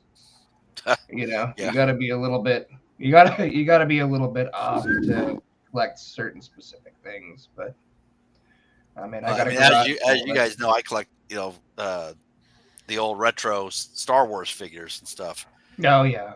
and I literally, it's sometimes I have to, like, bite my tongue on buying stuff because it's, Hmm. it's like, oh, ooh, there's something new. Let me go buy that. And it's like, I gotta, like, hold back because I Yeah. already have a room that's literally filled, and it's, Oh, yeah. I don't Yeah, need to be, absolutely. show up on a show of hoarders. Just sitting there Yeah, looking I'm waiting. around like, what have I become? Yeah. Like, oh my God. Why is this? Why am I like this? Yeah. Well, I actually had a theory on that with a lot of the Gen Xers. Is we grew up where we were all lock-key kids. Our parents were out Latchkey doing kids, yeah. You're whatever, probably right. and so we're Hmm. at home, not with our parents. Hmm. Uh, what did we bond with? We bond with our toys or our friends. Right. That was me. And Hmm. so I think a lot of things I go back to and collect are a lot of the things that brought me a lot of joy when I was a kid. Right. Where a lot of the newer generations, like, I talked to, my son, he gets into collecting a little bit, but he doesn't seem to hold on as much to the same stuff, to things as I Right. do because, but I spend tons of time with them. And if I think back, it's like, well, my parents didn't spend not even a fraction of time, with me that I spent with my son. Right. So I kind of think that a lot of collecting could be it's filling that hole, that we probably emotionally, have. I mean, I'm not saying anything negative or bad about it, but because I love what I Right. collect, but I sometimes think that that's part of what it is. Yeah, You that make makes me sense. want to like hit my mom up tomorrow and be like, "You owe me $3,762. It's your fault. I collected all this shit behind me. I need to be reimbursed in full." No, I get what you're saying though. It makes a whole lot of sense. Like when I was growing up, my mom had a bout with addiction and stuff like that, and it would be, she'd sit me down and be like, "Here, stay here, play this, do this, don't go nowhere." So, the Super Nintendo and like PlayStation 1, that was what my days consisted of. That and watching Magic School Bus or Magical School Bus or whatever it was called, And Hmm. that was my days. Growing up was watching cartoons and just hopping on and playing the games whenever. Yeah. But I guess that, to an extent, it's like you're saying when you collect stuff, if you come to a position to where you've never had stuff like that, or you didn't have the variety that you always Hmm. wanted, and then you see it as an adult, it's like that nostalgia of like, you know what, I always wanted that. Like Hmm. I'm going to buy it for me now because Yeah. nobody else did, and it's something I wanted. I think it's cool, and Yeah. that's Well, and I can go the opposite direction too. Like my parents were always supportive of me being a gamer. I mean, they used to play games with me. So now it's kind of like, there's almost going back to memories of that, like I remember me and my mom, because my dad worked so much when I was a kid, try to support us. Me and my mom would play Pac-Man for hours and hours and hours on end on the Atari 2600. And I think that, I still have a lot of those things just because, I can see something like that. It immediately takes me back to that good feeling, you know what I mean? Of being taken care of. And then I was also, when I was a teenager, like Joseph was saying, I was also a latchkey kid for a while. And it was kind of the same thing where, I'd go out and I'd play with my friends and I'd just stay in the yard and stuff like that. But it's good memories of, doing certain things, certain activities. And yeah, I could see that for sure. what's like no by five over here. Physical collections are overrated. Snooze in the bed. You know, I've got some friends that's like, "Hey, check out my NFTs. Yeah. Check out my NFTs." And then it's I like mean, you you look know, at it, and it's whatever. like, oh yeah, that's a picture. Mhm. Check out mine. But it's like, well, hey, check out this right here, this physical, Right. Right. But I mean, everybody has their things they like and don't like. Oh yeah, I'm not disagreeing with him. I'm just saying from my point of view, it's like Mhm. that's how I see like with a physical collection as opposed to Right. Yeah. purely Absolutely. digital. It's like when Rhett Getty showed us a picture of his physical collection. Mhm. It was like astounding to know that he had it all categorized, had it the way he wanted and everything, and it was in an area, and it just shows he puts in the work. Right. But if I was to Yeah, show his shit you was my impressive. if I was to show you my Yeah. digital Damn, it's a nice collection, collection. like 200-300 games, it's like, Yeah. oh, well, yeah, that looks pretty good. But then you see a picture of something like that, and it's like actual there in front of you type deal. It's like, oh, that's Mhm. nice. But Yeah. what good center to say here? Fandom exists on all levels. Some healthy, some not so healthy, and that's okay. We have free will when it comes to these things for a reason. Yeah, exactly. Yep. Mhm. Physical collections are trash and nerd. Mhm.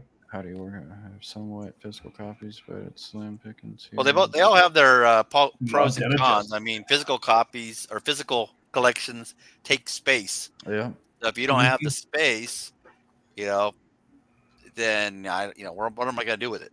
Where am I going Mhm. to put it? Yeah, And, that's Well, fair. like outside of like clothes and other things, the essentials, it's like this right here is literally like everything that I bought for myself. Mhm. So if I said to y'all like the confines of this room is just what I bought myself and that's it. Like out of this whole house, my wife's Mhm. stuff, my kids' stuff, like this right here is just me. Yeah. I don't think that's, but I don't think that's bad. It's just something, if that's what you desire, then that's Right. what you like. Some people are materialistic, some people could care less, but physical collectors are hoarders in disguise. Mhm. Well, I guess I'm a hoarder. Yeah. well, I mean, Same. I think that depends on the size of your collection. I mean, Well, is your that's what I was saying. collection, Like, yeah, is your just shows. collection Mhm. within reason that you can take up a certain spot of your house and you're not overwhelming your house, or is your collection now flooding into your bathroom, your kitchen? Yeah. Is your wife sitting there threatening to leave you because you can't she can't walk in the back room? You know, That's pretty good. I have a wonderful wife. I'll just say that. But Hold on. Yeah. I got to do this. Oh boy. yeah, Nice. for me, my wife, she's wonderful. Me and her have a lot in common. So like, Yeah. my Star Wars collection. Joseph, Technically, pull your glasses off and blink twice if she's watching. no, she's not. No, she She's not has no watching. clue.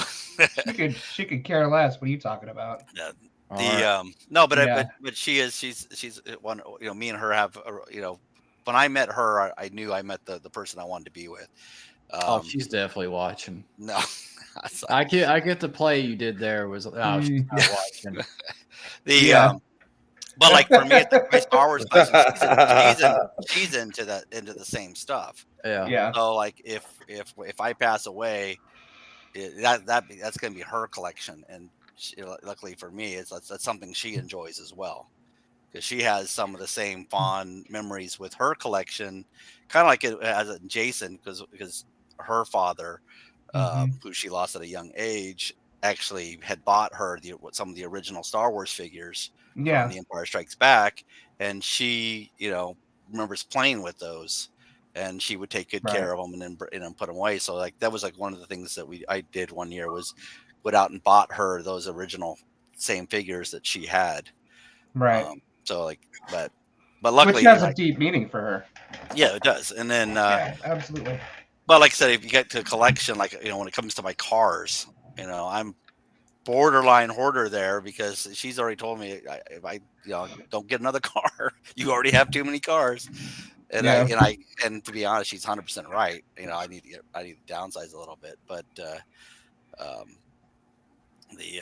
but yeah, if your collection starts getting out of hand, where it's Well, everybody to an extent, disruptive. even if they're not collecting, they still spend money on something. Right. Like my wife, it's like beauty products, anti-aging products, things of that nature. It's like every week I'm seeing like $80 to $100 at Dollar General. And I'm like, what are you buying there? Or like Ulta, or Mm. where are you, like all these things, like at least with this, when I buy something, like you see it. When you buy stuff, it's just like, where did it go? Like where it's Yeah. I can't deal having a wife. I'll just be like, where the hell did this $100 comes from? What is this? Wait, what? what is this? What is this? What in the hell? Yeah. I don't understand. Yeah. When I've had 2 of them, but not recommend. it's like she'll tell me like, oh, trash bags, this, that, dish soap. I'm like, at Bed Bath and Beyond. Yeah. Like, why are you buying that stuff there? They got them good trash bags, bro. Right? They smell like French They have vanilla. lavender smell. Right? They got that 2,000 thread count 30-gallon trash bag, and I'm like, Yeah. what do you mean? Which I don't have no problem with that, because it's like at the end of the day, it's like I spend money on the stuff I like. Mm-hmm. And she spends stuff, Well, stuff she likes. Senator, I'm going to say this. She has to be very convincing. She has to be very convincing in order for me to marry her. Yeah. I am very picky. For you to have to find in one my in this is my opinion. I've been married 3 times. The first 2 were nightmares. Is that you have to know yourself, who you are, and know the person that you want to be with, and know that you make a good compatible pair, that you both complement each other. Because you want somebody that helps you with your faults, and you can help them with with any faults or slash weaknesses. I wouldn't call them weaknesses per se, but like for example, I can't write a paragraph to save my life, but my wife's she has a master's degree and she could write all day long. So it's like whenever I have I got put out we'll say a resume, like, well, when I got the job I currently have 11 years ago, longer than that. She proofread my resume. She went through it, made sure everything was good. When it comes to tech stuff, she's not as savvy as I am. Or if it comes with cars, I will go and take care of that stuff, because she, if there's a car problem, she's not gonna know what to do. Right. But we complement each other. Or it's not it's not like if people say, oh, my old anchor. Well, then you're in a bad relationship. You should get into a relationship with someone who compliments you and you compliment them. But you have to be truthful with yourself about who you are, and then be good judge of character on the person that you're getting with, that you guys are a good fit. Right. Yeah. I mean, I know who I am. I like to go at my own pace. I don't like when or people are involved unless I directly ask for help. That's that's it. Other than that, I'm just like, man, let me try to figure something out for myself. I have my goal in mind. I don't want any distractions. There we go. That's just how I am. But yeah, I appreciate it though, because honestly, well, I'll tell you guys a bit more about that later on when we're done with this show. But we got to show the resume too, not my personal life.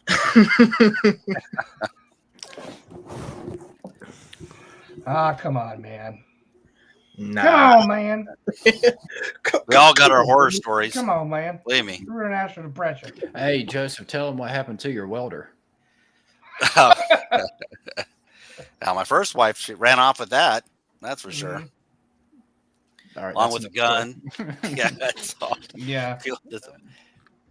So, what's going on? No, I was just saying the amount of stories you and Jason have told me Oh, on X's? Oh yeah. Yeah, like, Mm-hmm. and then the 23rd, here in a couple days, I'll be married for 13 years, Mm-hmm. and I'm Hey, like, damn, congratulations. I That's appreciate good. it. Yeah. I'm like, damn, I That's married really this that's teenager at this point, impressive. and yeah, no, hearing y'all's horror stories, and I've heard horror stories from other people that was like, yeah, we were 27 years in, and I kept wondering why my Amazon packages were showing up late, or what I'm saying, like I've heard like my great grandparents, they told me about, milkmen babies and Mm-hmm. stuff like that nature, and Jody, You said it's going to be 13th anniversary. I believe so. 13 years. Yeah. I believe so. Didn't your oldest just turn 13? Yes, we actually had him Hmm. 18 days before we got married, I believe. Wow. Yeah, yeah, Hmm. sure did. She was Yeah, fresh out of me and my having wife kids. have been together like since 2009. Yeah.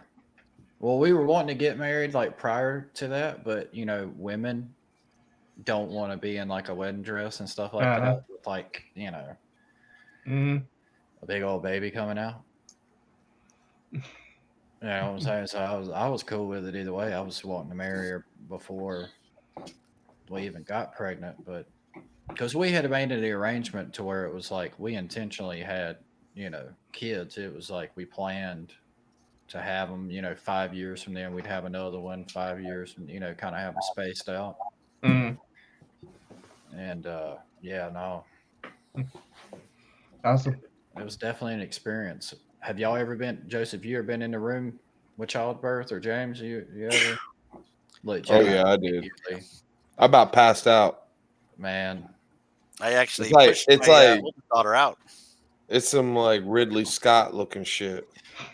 Damn, This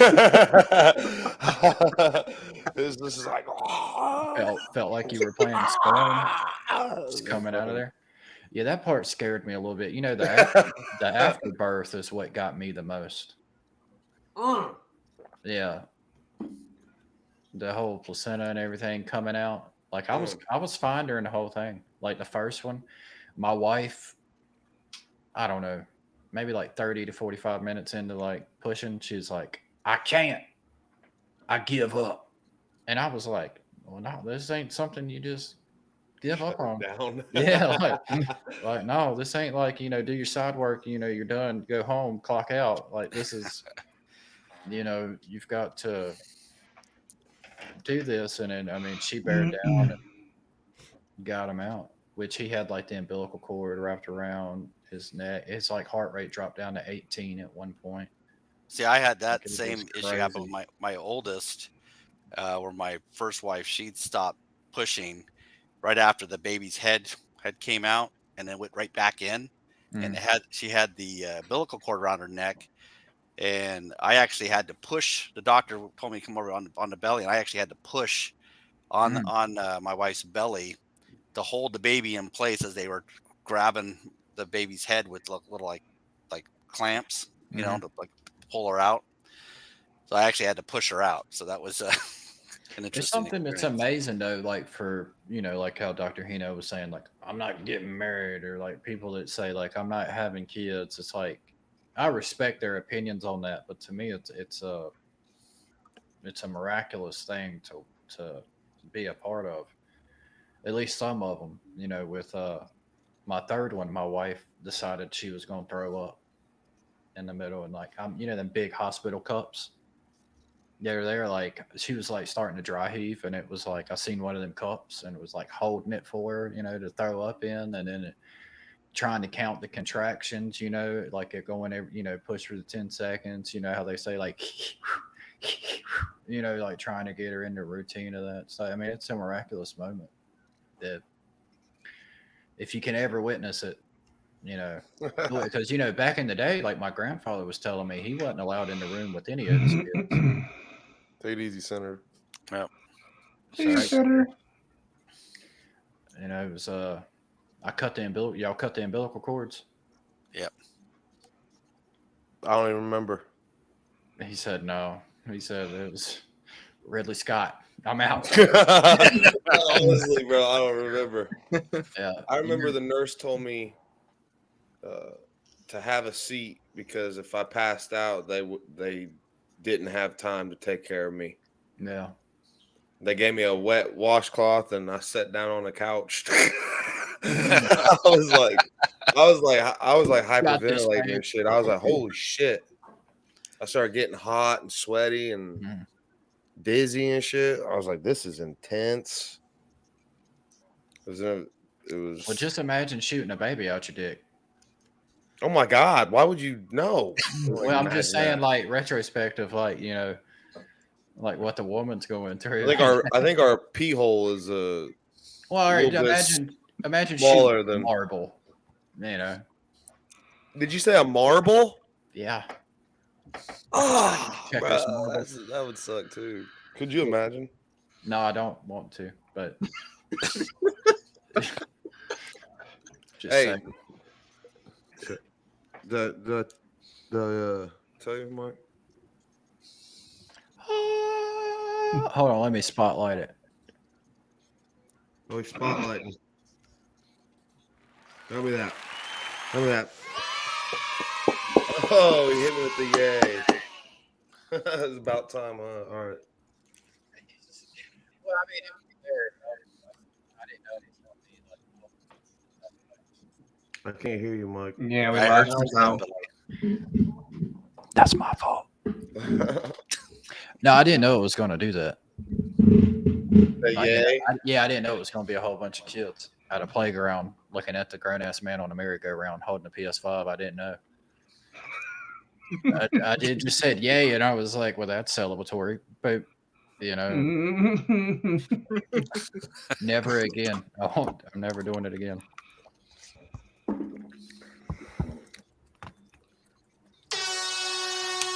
There you go. Should have hit me with that. I would have felt like I was a Space Jam. Like, yeah, well, we can redo it if you Space want to. Jam. We'll edit this out. Mm-hmm. How dare you? Yeah. Whoa, dude. That sounds like something Jimmy Hoffa would have heard. He's getting big, Mike. Getting very Yeah, big. it is. nice. Big old doggy. Are y'all familiar with what was his name? Jim Jones? Oh, Yeah. Yeah. Uh-oh. You talking about The Kool-Aid man. no lie. You No, know this. no, Oh. no. okay. I know this is the cue. So just so Mm-hmm. that the people in the chat know, I've actually have personally met 2 serial killers in my life. Mm-hmm. Oh, you One talking is- about, oh. One is Jim Oh. Jones, although I was a baby. So Mhm. we'll put that in perspective. I don't really actually remember it. And the other one is Leonard Lake. He was a killer in Northern California. That was he was the guy that kind of like, I think they made those movies where I think Ice Cube, was it Ice Cube or Ice T? One of the guys was in where they were capture people and then take them out and hunt them, like release them and hunt them. And he like had a compound up at this place called Greenfield Ranch. He'd keep people trapped. But I had met him. He came over to our house. Well, not my house. It was who I call my step parents' house. Because my what I call my step brothers they came over. We had like a game night back in the day. You know, we were playing Axis and Allies. Was one of the games we played. Another one was Air and Sea Battle, which was like an old. Back in the old days, we had a lot of like little cardboard games where they'd have like a map, and then like it had like little square cardboards. And this one had to do with like battleships and planes or something along the coast. I can't at this point I can't really remember the game too well, but I remember we had the game at our house, his game at our house for like years. And I had met Leonard Lake, but he seemed like a really nice guy, right? But I was like, I was young, and of course, he had left. And I remember thinking that he was really cool, that he had a compound with guns and weapons and stuff. And this is back in the 80s. And so I was like really, survivalist. Back then in the 80s, you thought a nuclear war was happening at any freaking time. So we always had a plan. like what we were, well, we had a plan of where we're gonna go. Like, we're gonna, we're gonna have this much food storage, and we're gonna, we'd have plans for all that as a group, but so he was I thought he was really cool, but then, he disappeared. I only met him, and if you know the story about Leonard Lake, he had this other partner and they ended up capturing. Leonard Lake ended up taking a cyanide pill, if I recall, and he had died. But supposedly, whenever those two were together, that's when they would go killing and do all this stuff. But I only ever met Leonard, and I thought, oh, he's a nice guy. And then, like, years later, it'd been like quite a few, like 3-4 years later, maybe 5 years at the high end. But I don't think it was 5, but like 3 or 4. Then all of a sudden, the news, story came out about all the the horrendous things he had done. Which was like, holy crap, we know that guy. That's my game buddy. Wait a minute. I remember I played with him one night, but with Jim Jones, my parents or something. What's that? Didn't he baptize you? I blessed. He went by and blessed all the babies. Oh, I was but my parents had gone. They were invited. Because at one point, the story of Jim Jones was originally started in San Francisco area, and then he moved up to Northern California, up to like the Redwood Valley-ish area. In fact, his church used to be just down the street from us, and everybody, at that time, a lot of people in the communities had actually would go to his church. In fact, I remember pulling up it was like one of my history teachers had this thing where he said, "Oh, I want you to go into the library and pull all the microfiche on the newspapers and find articles about Jim Jones before the incident, and then look afterward and see how history changes." And like if you look at the ones before, they're like, "Oh, the great Reverend Jim Jones, taught at the high school, and he's a great, wonderful community leader." And then, of course, afterward, this wacko crazy. But always knew he was a monster. But he was up there, and so my parents were actually invited to go to the church, and I have a couple cousins on my dad's side that had gone as well.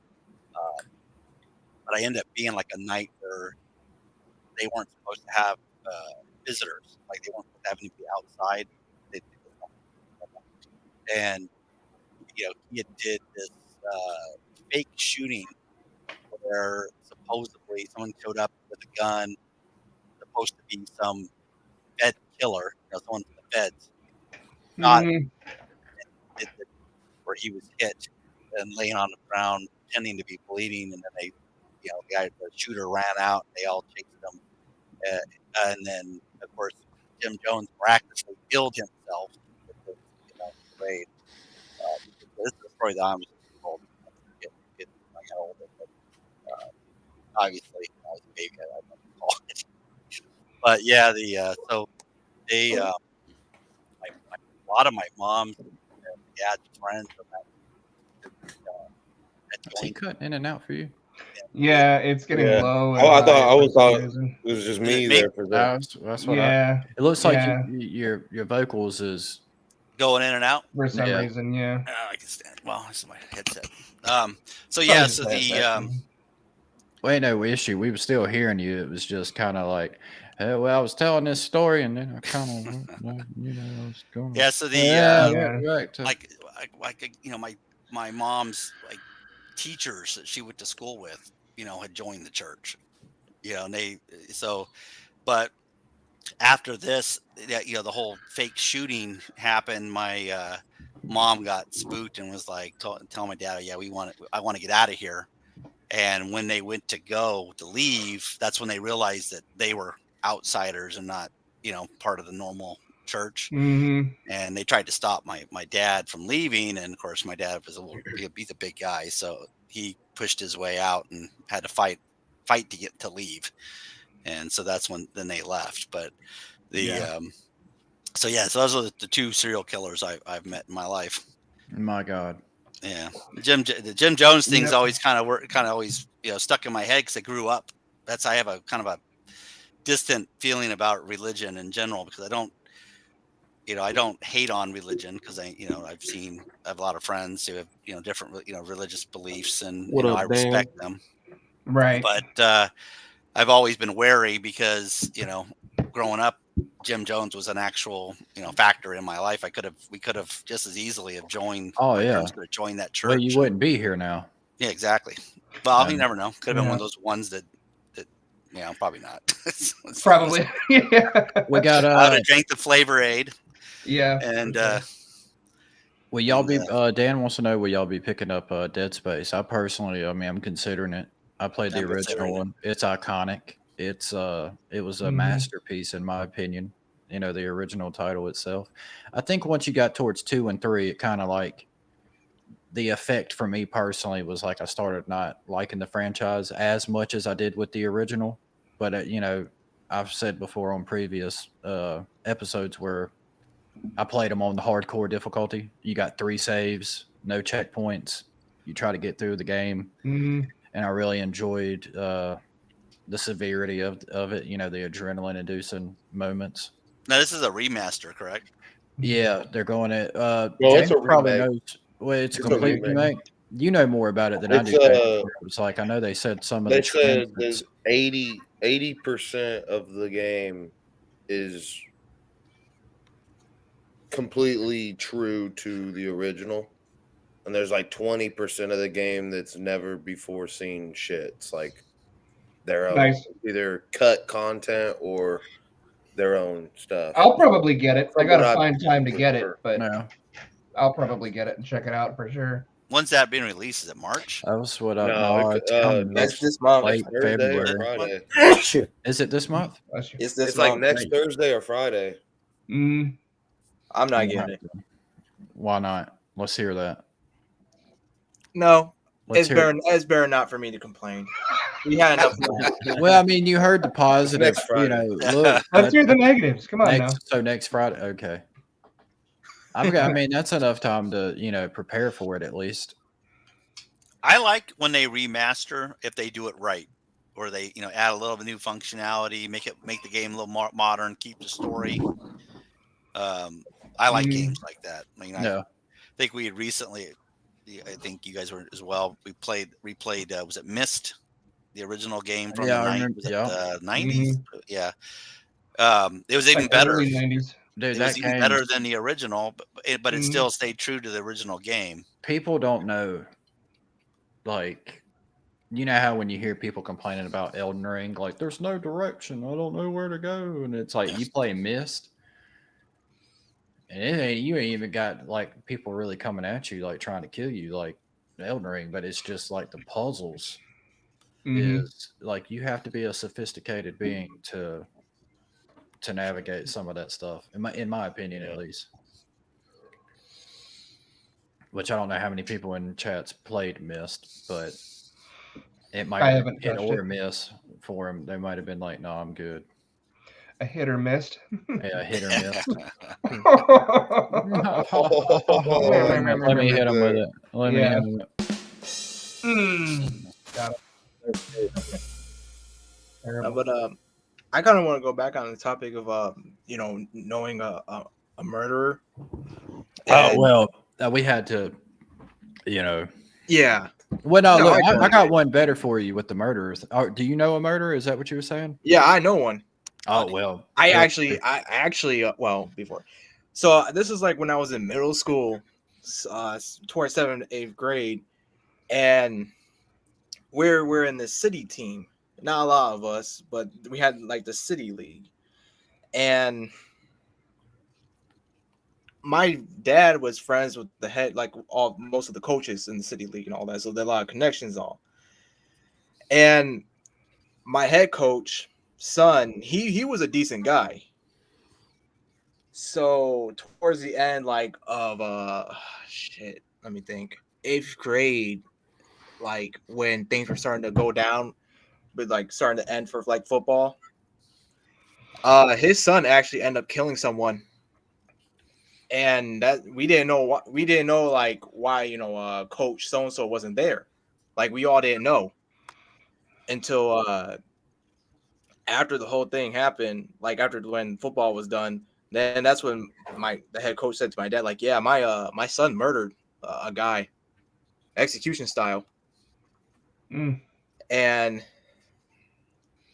I mean, it's kind of, I mean, I don't know if it sounds, I know I'm not good with us telling the story, but it brings shivers to me to this day, just because I mean, literally talked to the dude. I shook his son's hand and everything, man. And he's like, this is an individual who was working with kids. So that's another thing too about that. So the murderer was working with kids, or I thought it was his father was working with kids. The head coach's son, which was the murderer, was working with kids. Wow. Yeah. Well, who did he murder? Some dude. I don't know, but it was just some it wasn't dude. a kid, at least. No, it wasn't a kid, but I don't know. I can't remember. It's been so long, but he killed him for some fucking stupid reason. But then years later, around 2017, when I moved out of state, I got a text from my dad that he tried to escape prison. Damn. Yeah. Jesus. Yeah, that's like the real It Takes Two. Jason, didn't you say something to me and Jason one time about the late great Tom Petty? Oh yeah. My father used to sell pot that he would grow to Tom Petty's manager, and to Tom Petty back in the 80s. Nice. It's crazy. What was that we were seeing the other day, Jason? The Texas Chainsaw Massacre. Oh yeah, the guy was paid with pot. The guy John Larroquette, yeah. Yeah. Did y'all know that, James? You know the Texas Chainsaw, the guy that like narrates the beginning of the movie. What about it? They paid him. They reimbursed him with marijuana for doing the intro of that. What? Yeah, paid in weed. Yeah, they were like, "Here's your sack." Apparently, you know, the director and him were like friends, and he confirmed apparently there was rumors of it, and he confirmed it by saying, like, yeah, he said I went out of there, and he said I smacked him on the behind, and I said, "Good luck to you." He handed me my sack, and I that was it. Wow. Which is kind of crazy, like to take and to say like what people, I mean, back then were doing for it. Like imagine nowadays what people do for it. You know, like recently I believe it was in Texas, where people were, if you donated blood, you could potentially win a PlayStation 5. Mm-hmm. Yeah, and I was like, I'm all up for like donating blood, but it's like, you know, if your incentive is like, okay, how do we bring in that margin of people that's at home that hasn't, you know, anti-vaxxers that don't have antibodies and all this other stuff. Get this free edible. You know what I mean? Like we got free edibles, we got a PS5, you know, come on down, donate some blood. I don't remember what the city was, but there was actually a city that partnered with, I think it was Burger King, where you get a free burger and fries if you got the vaccine. What? True story. Yeah, I remember hearing late that. 2021. Yeah, you get a free burger and fries. Dude, there's way more than that. You could get free donuts. You could get free. I mean, it was a free for all. Get that shot, you get free. I mean, you got bonuses. Yeah, I know. I was a dummy. I got my shot right away. It was too late for me. That is stupid. Yeah, you should have waited till all the prizes. I know. Yeah, exactly. Yeah. At least be able to spin the wheel on Prices Right. Yeah, come on, man. You True international depression. True. Come on. Yeah. You made me stumble. Like, Come on, man. You know the thing. You know. The jab.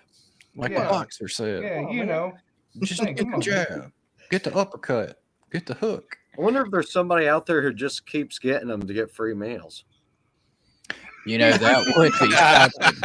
We're talking about some. Oh my gosh. We're talking about some. Oh my gosh. What is that? Looking like Schrodinger's cat. Yeah, a homeless man looking like a pincushion. Got That's like some 50 vampire band-aids stuff on his right there. arms. Looks like he's 50 pounds overweight. And he's like, dude, I'm eating good, Holmes. Yeah. free $50 Walmart gift card. Those aren't drug track arms. Those are vaccine tracks. Yeah. Which I mean, give me that booster, man. Yeah, like, hey man, it's been a while. Yeah, I'm trying to get another booster. Yeah, they got that Kraken coming out, bro. You got that booster? You got that booster? That Kraken's coming out. I don't want to get it. We're on the 15,000th variation. You ever heard about that new variation? That new variant? I think on that note, I think James is ready to depart. He looks clammy. He looks sweaty. Ours weak on spaghetti. Right. He's got too many of them free fries and cheeseburgers. Yeah. Overboosted. Uh-oh. Yeah. All right, y'all take it easy. I'll see you guys next Friday.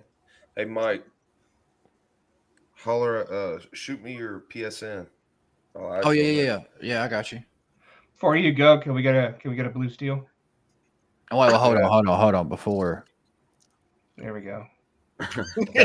Oh, you put me in the spot. We gotta get I see what he's doing here. I see what he's doing. He just wants to. Bam! That's what I'm talking about. That's what I'm talking about. Yeah, there it is. The money you shot. May go. Now I you can. may proceed. Yeah. Oh, geez. Cheese and rice. Yeah. It's always a good moment when you get hit with the blue steel. Mm-hmm. What, did Dan come in here and ask about Dead Space and dip out? I think so. He was like, here goes your 2 seconds. Mm-hmm. Gone. I mean, I'm looking forward to it, but on the other end, it's kind of like I'm getting to where I want to experience new IPs that I can have that same moment that I had with all the other masterpieces of like, this is a really great game. Mm-hmm. That Project Eve looks good. Well, I'm looking more for like Atomic Heart Legacy. That too. Yeah. Atomic Heart looks really good. I'm kind of excited for it. I mean, Dead Space 1, it could be really good. But I mean, because it by any means, they already got the blueprint there for it to be a phenomenal game. Mm-hmm. But at the same time, if 80% of it's true and there's only like 20% that's new. Well, I think a lot of it is hopefully it'll open up a new audience into their. Well, that could be what they're trying to do. Well, I think it's awfully convenient that Callisto Protocol came out. Dan Schofield or whatever his name is, part of the original team of the Dead Space, and then it's like. Now we got this remake. It's kind of like the competition between the two, and they all, in essence, are similar in a lot of regards. Like if you played either one of them, you'll just draw the correlation immediately. Like you can tell.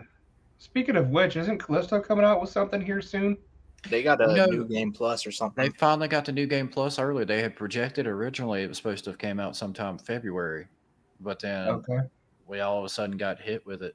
They were supposed to be. I mean, if you look at their roadmap, there's a variety of things that they were supposed to be coming out with from New Game Plus, a newer, higher difficulty. Mm-hmm. They're planning on like a little expansion, like after the fact. I don't know if I talked to you about this already or not, but with those new rules that YouTube has that came out on January 1st, Callisto Protocol automatically gets not suitable for ads. Yeah. What? It's automatic. If you stream or show anything from Callisto Protocol and the bots pick up on it, you're automatically not considered suitable for ads. What part of what part of the new? Well, it's graphic. That? It's probably because of the graphic nature of. It's the graphic nature, yeah. It was apparently it was actually sent out in an email. Well, no, it wasn't even sent out in an email. Is it just the graphic nature of the game in general, or like for example, what if you're doing scenes that have no graphics, nature? Well, I remember seeing it was like a year or two ago, or it might have been longer than that. Whenever the previous Mortal Kombat came out, some of the content creators on YouTube were complaining about some of their videos being demonetized based on the fact that it had blood in it. So then they were having to go through and edit it and change the blood color to like black and white.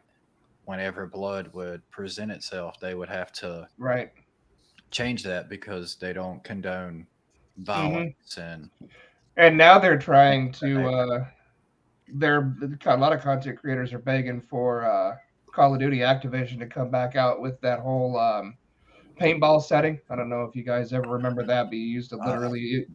Yeah, it would just basically change all the blood into I think it was bright orange or bright pink or something like that. But yeah, it's basically literally just no blood, no gore. There's a couple of creators that I watch that do a lot of Call of Duty stuff. They had their stuff demonetized because a lot of the executions, where there was one where they shoot the guy in the head pops out, like that got demonetized for that. Yeah, any kind of gore is. Well, it'd be nice if they had like a streamer save friendly setting that you could turn on, so that you automatically, Well, they do. It's called, this video's not intended for children. Yeah. Right. And that was the whole goal behind like every time we upload a video with our raunchy asses, we have to put, you know what I mean? I do that with coin snubs, and it's family friendly. But you got a lot of dirty there, dirty money. Well, the thing is like dirty.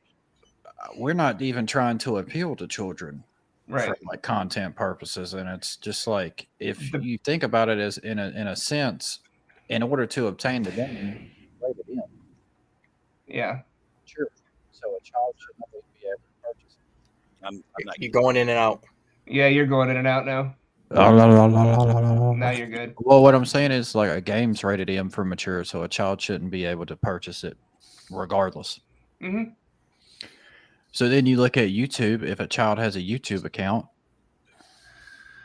none of these mature videos should even be recommended to them to begin with.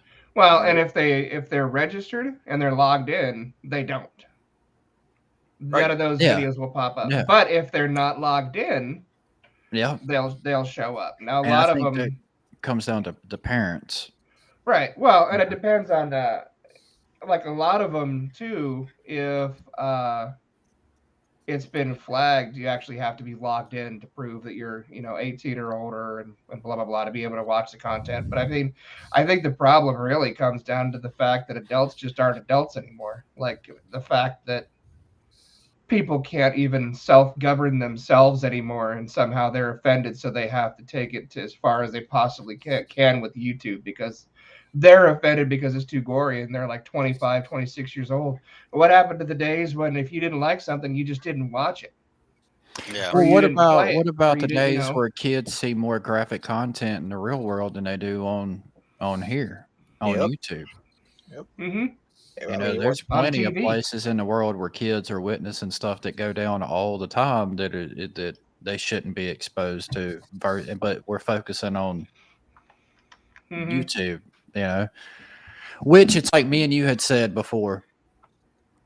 Yeah. I'm big with like laws and right and wrong, etc. You know what I mean? If you tell me the policy to work for this company is this, that, and the other, and I have to uphold the policy, that's just what we have to do. There's no sense in insubordination at that point. You know what I mean? It's just. Which is absolutely fine. Improvise, adapt, and overcome. I agree with that. But then you've got people, creators that have been creating video game content like FaZe Jev or Dismo or something like that, since 2012, 2013, 2014, who just had hundreds of videos demonetized, literally hundreds in one big fell swoop, no longer suitable for ads. That's my biggest problem with it. Yeah, I don't think they should be able to go back. Like if we say like from here on out, this is the stipulation. I don't think they should be able to pass that moment and start raping. January 1st, this is what it is. Yeah, as opposed to. I agree with that. Yeah, because there's content creators out there that are still getting hundreds, thousands, or tens of thousands or more video views from videos that they made 5, 6, 7, 10 years ago, even, I'm not sure whatever happened to the old grandfather clause. It used to be if something was legal when you got something, it's, but now it's like they go back and say, oh, well, we don't care if it was legal when you got it or when my high school burned down because of that. A grandfather clause? No, I'm agreeing with you. I don't want you to think that I'm disagreeing with the grandfather clause. What I'm saying is like where my high school had passed through that. It was built before it was required to have a sprinkler system. Right. The chemistry lab caught on fire and the whole school burned down. And that was the one stipulation, was that where the building was so old, it didn't require them to have the sprinklers. Right. And it ended up resulting, which, donations, insurance. I mean, they got a brand new school and everything. So they probably burned it. The story was there was a kid that was in the chemistry lab smoking a cigarette, and a teacher walked by and he threw it in a trash can and it lit up. And this is like, from. Sounds awful convenient. Right. It just happened to be in the one They place had where- someone like me in jewelry class who caught multiple fires on On what class? Jewelry class. What was this? There was a School of jewelry gypsies? class? When I was in Northern California, we actually had a jewelry class. I don't have nothing against that. I'm just saying. And so you could make jewelry like rings and necklaces and stuff. So you had tons of equipment in there for like melting metals. So we had a casting. So you'd have it. Oh, you told me about this. Yeah. Mm-hmm. Yeah, and I actually we knocked over this kerosene. We had these little kerosene little lamps, for melting wax, for making the cast, for molding, Right. And I had knocked over that and basically set the whole table on fire on accident. That was 1 letter grade. I went from an A to a B. And you set the place on I fire. mean, I think rightfully so, though. The second time was actually not me; it was someone else messing around. Where they took, we had, for some reason, I think because the tables were for other uses, like they designed them for something else. But it had these air pumps, so you had like these 4 valves that you could turn and air would come out, right? From compressed air. I'm not sure what they were used for myself, but somebody took a V8 can, right, and they filled it up with a kerosene, and they stuffed it on there, and they heated it up, and then lit it, and then turned the air thing so that flame was shooting out of it. That'll do it. And there was it was being held up by one side by the valve, and the other side by a hammer. And one of the guys that was sitting at the table saw that the handle was starting to be licked by the fire of the hammer, so he went to move it. And when he did, the whole V8 engine, or I call it an engine, but the little V8 can popped off. And then because it was so hot and flames were shooting out of it, and all the kerosene, when it hit the ground, kind of mixed up and made more vapor, literally flames started shooting everywhere. And this can started spinning around the entire table and caught the table on fire again. Oh, God. I wasn't even actually involved in it, but I happened to be sitting at the table when they were messing around. I was watching them, of course, and so I went from a B to a C, which I was fine with because I all I cared about was just graduating. But the school, if my teacher wanted to be a jerk, he would have reported us, and we would just been expelled. So losing a letter grade for the 2 different incidences was a lot more accepting. I can't get over the whole concept of jewelry class to begin with. Yeah, that's can't. crazy. I just imagine you at 15 bedazzled out before it was cool. Yeah, there was some of that. We had rock. I had taken this dead rocking a Prince symbol from his ear, just with his acid wash pants. Well, I had the acid wash pants, but I had taken a scorpion, like a wood scorpion that I'd found and died, and I had taken that and made a cast out of that and made a brass one of those from that. Nice. So I made some rings. I don't know. I enjoyed the class. I didn't go into advanced class because I don't think he would have let me.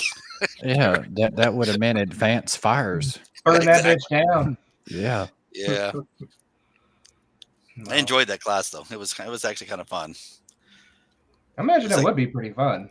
Well, we got access to things like nitric acid because we would take we'd take this bar of silver, and we would basically coat it with tar, and then you would scratch out what you wanted to be etched, a pattern, and then we would put it in the nitric acid and let it sit overnight, or so many hours depending on what we needed done. And then we'd pull it out the next day, and you'd have this nice etching on the silver, and then of course we'd wrap it around and solder it, make a ring out of it. But we did a lot of cool things like that. We had stone polishers, and you had a lot of access to a lot of equipment that most people don't have access to. So it was a fun class. I always enjoyed rock polishing, but that's just because I'm a dork.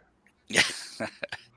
I always thought that rock polishing was. Well, it was in part of that, like it was called the arts center, of the high school. They had like a square building that was mainly like, they had pottery and drawing and the jewelry class. So they were kind of like part of that. But there was also they also had the baking section in there, if I remember right. But so it was a little bit of a mix. The closest thing we had to something like that was we had home ec, and that was it. Home ec, and then art and art history. But I mean, that was just in middle school though too. I never went to high school, so. But you were homeschooled, right? Well, I was homeschooled until 7th grade, and then we moved from Southern California to here, moved to Cave Creek. I went through 7th and 8th grade here, and then I had a lot of health issues. So they told me that since I'd missed so much school, they said to hell with it. If I could pass the college entrance exam, I could just go. So I started going to community college when I was 12 and a half, 13, somewhere around there. Wow. That's nice.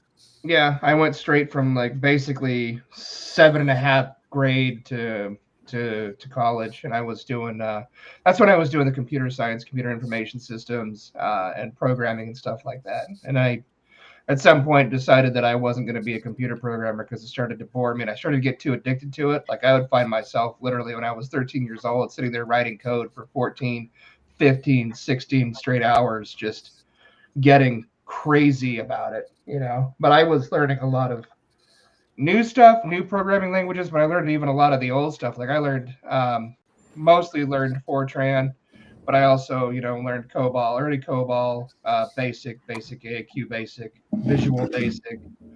I was making like 8-bit computer games with Visual basic and stuff like that, but I should have stayed with it. I mean, I'd probably be retired somewhere from Microsoft on some freaking private island right now, but I kind of got out of it and got a job and started making money, and that was one of the first downfalls of going to college.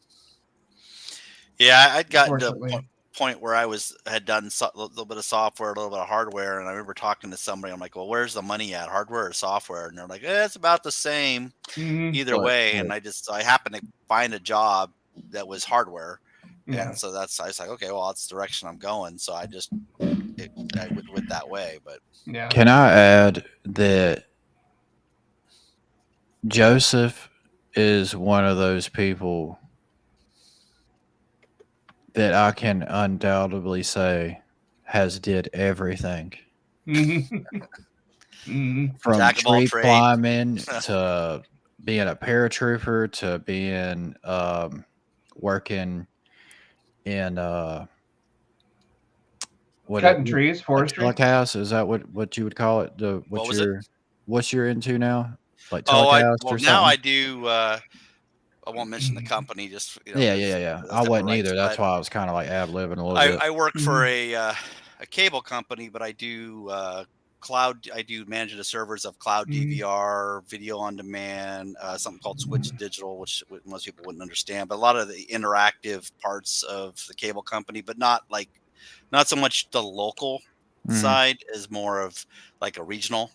And then you were into what was it? Real estate. Yeah, I actually had a real estate appraisal company for a few years, which I actually enjoyed doing. I got into like a lot of complex appraisals, and so I actually ddid a appraisal on a brothel once. I was gonna say. Yeah, it was. That one wasn't actually in Pahrump. It was even further out. It was a place called Crystal. Good old. I mean, yeah, okay, yeah. I don't know what you're talking about. Sure, yeah. Yeah, good old Metheny. Crystal Nevada, I think it's Anthony. called. It was something like that. I can't remember the exact. I think that was the name, but it had like it was a really weird appraisal, very complex. It had a brothel, which was weird. That's Many odd ins and enough. outs. Yeah, very into that. It had a store, and it had like an airport attached to it. So I mean, you had to do like different. Is that Crystal Valley, Nevada? You I think fly in, it you was fly Crystal out. Valley. Yeah, it was north of Pahrump. It was Mhm. it was further north.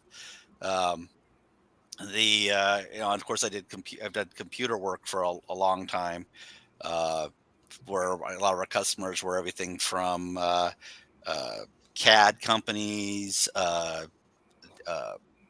computer companies. In fact, I used to do focus testing for Westwood Studios back when they were in Vegas before they got bought out by EA and dissembled.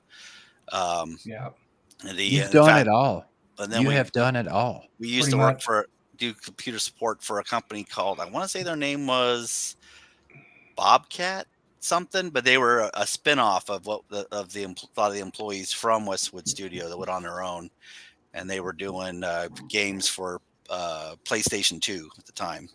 Mhm. And I remember they would do most of the work on the PCs, and then they had like a licensed box from PlayStation that they had to use to flip it into Right. a game. I never got into that side of it, but and then also we'd support real estate companies and banks, and John Deere was one of our companies that did deal with. But did that for years. Before that, I did slot auditor. I audited slots, so I worked in the at the Union Plaza and did bookkeeping and accounting type stuff. And before I came to Vegas, I used to work Davy Tree up in the redwoods, trimming trees The resume just around keeps going. power lines. I actually enjoyed that job. I don't know. I always kind of get into whatever job I'm doing. Like, Yeah.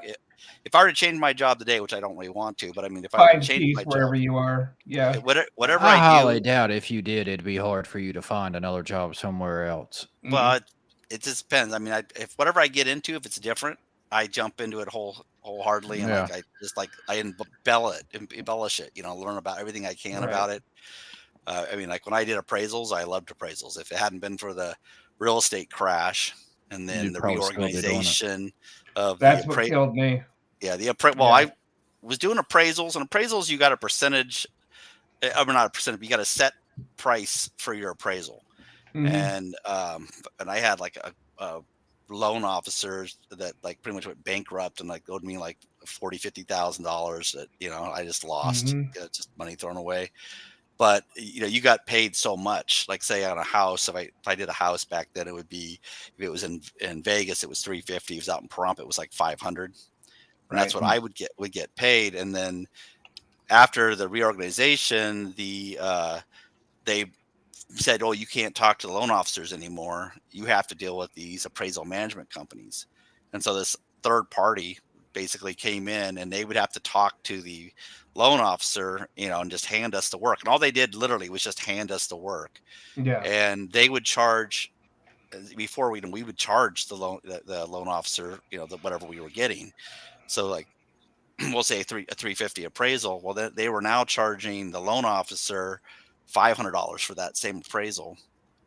But then they come to us and tell us, okay, here's the appraisal you're going to do. We're paying you 175.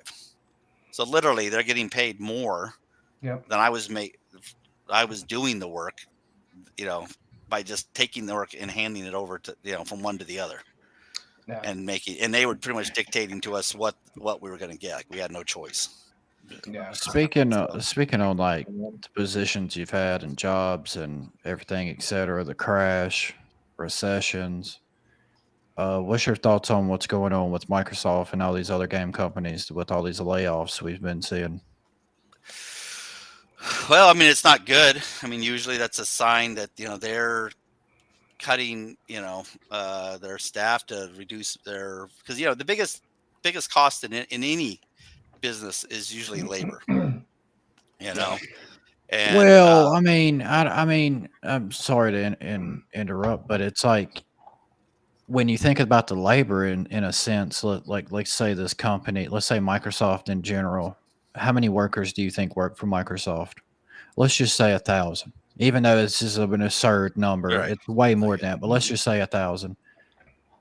Some of the higher up people, if you look at how much money they're making and think about their salaries and how much of a percentage that's consuming on the actual people that's working, and then the actual people that's working is the ones that's getting laid off, whereas the higher ups are still, in my mind, like from a business sense, it would be you take the one that's making the most money. Here's a severance package.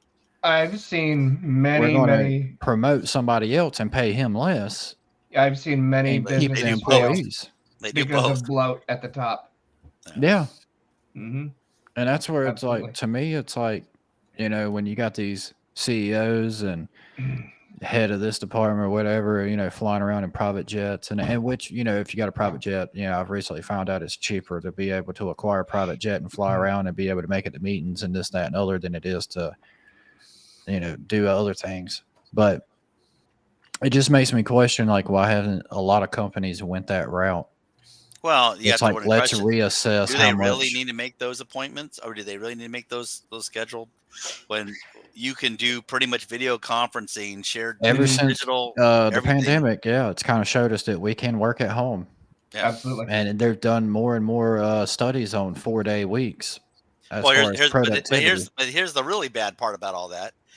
Okay, now that they found out these, when you look at the greedy companies, that, hey, wait a minute, we don't have to have our employees here, and maybe we'll say especially California. Let's say pick California for example. We don't have to have these employees here in California because we can now hire cheaper employees in maybe Nevada, right? Where it's a lot cheaper to live, or even worse, India, or Outsourcing, some yeah. other country. Mhm.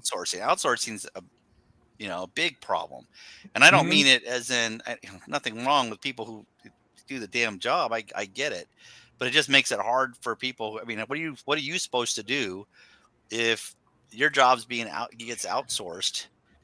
And Well, that there's not goes many. hand in hand with what I Flip was saying burgers. too, though, is if that guy that's the higher up guy that's making 6 figures and up is making that much money, and then you're outsourcing these jobs to cheaper Mhm. labor, when in return you could pay this higher up guy a little bit less.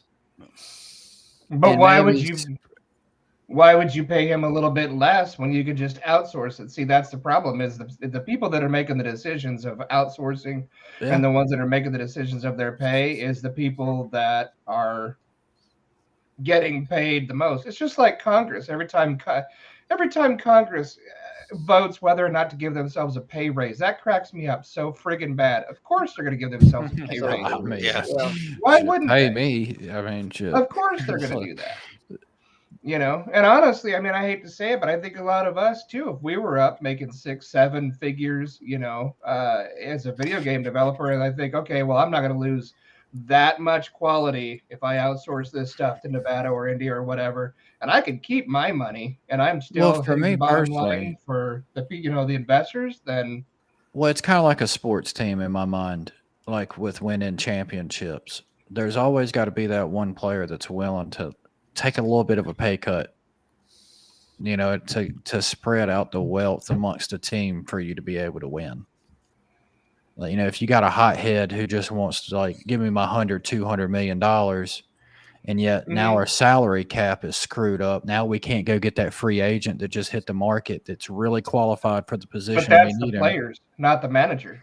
Oh not yeah, the I know. owner. I They're get not that. And gonna take a pay that's where cut. I'm saying, when it comes to Microsoft and these big corporations, that's where the problem lies, is because you're Sure. cutting the throats of all these people that's been working for your company for so long. And the higher ups are still making that money, and they're not the ones getting cut. It's just the minorities that's just going to have to suffer the consequences for And think poor about management. that. Yeah, and think about that every time you buy a game on release date, it's completely broken and nearly unplayable or unplayable. Yeah. Mm-hmm. Because things have been outsourced, or people aren't getting paid the money that they deserve, or they're being overworked for the money that they are getting because they have deadlines. And not only 40% of them got harassed by gamers, but they also got fired and let go. Hey, Justin Roiland could sexually harass me. I'm fine with that. I mean, So, have any of you guys been following the D&D OGL? Oh yeah. Debacle? Yeah. That is straight up exploitation. And what I've been saying, I've been following this stuff before the OGL happened, especially with the Wizards of Coast, with them being, some of them being involved in pedophilia and all that too. It's just a big. This is what they needed. This is what these these D&D players needed. They needed a wake up call like this, because I knew Hasbro and Wizard of the Coast were gonna just jump down their throat somehow and just try to get the money out of them, because Hasbro has, let's see, let me think, with the He-Man toys, like the new He-Man toys, not the old ones. The new He-Man toys aren't selling. A lot of their shit is not really selling, except for the old stuff. Wizard of the Coast, they're changing shit up, saying, "Oh, it's racist if we include this, it's sexist if we include that, it's misogynistic here and there." You know, when you start going down that woke path, it's not even really woke. It's just that ESG shit. You start going down that path, you're gonna start losing money. You're gonna start losing customers, and people are gonna start seeing that. But this is the perfect storm for those who actually are just like, you know what, fuck it, let me go make my own stuff. Let me. This is so not. Let me stay away from these guys. And we saw this kind of like a precursor with I think it was like the original one. Some of the original D&D creators made their own thing because they were sick and tired of what Wizard of the Coast was doing. I mean, I hate. I'm kind of torn in half of it, because it's like it's good, but it's also bad. But mostly it's good.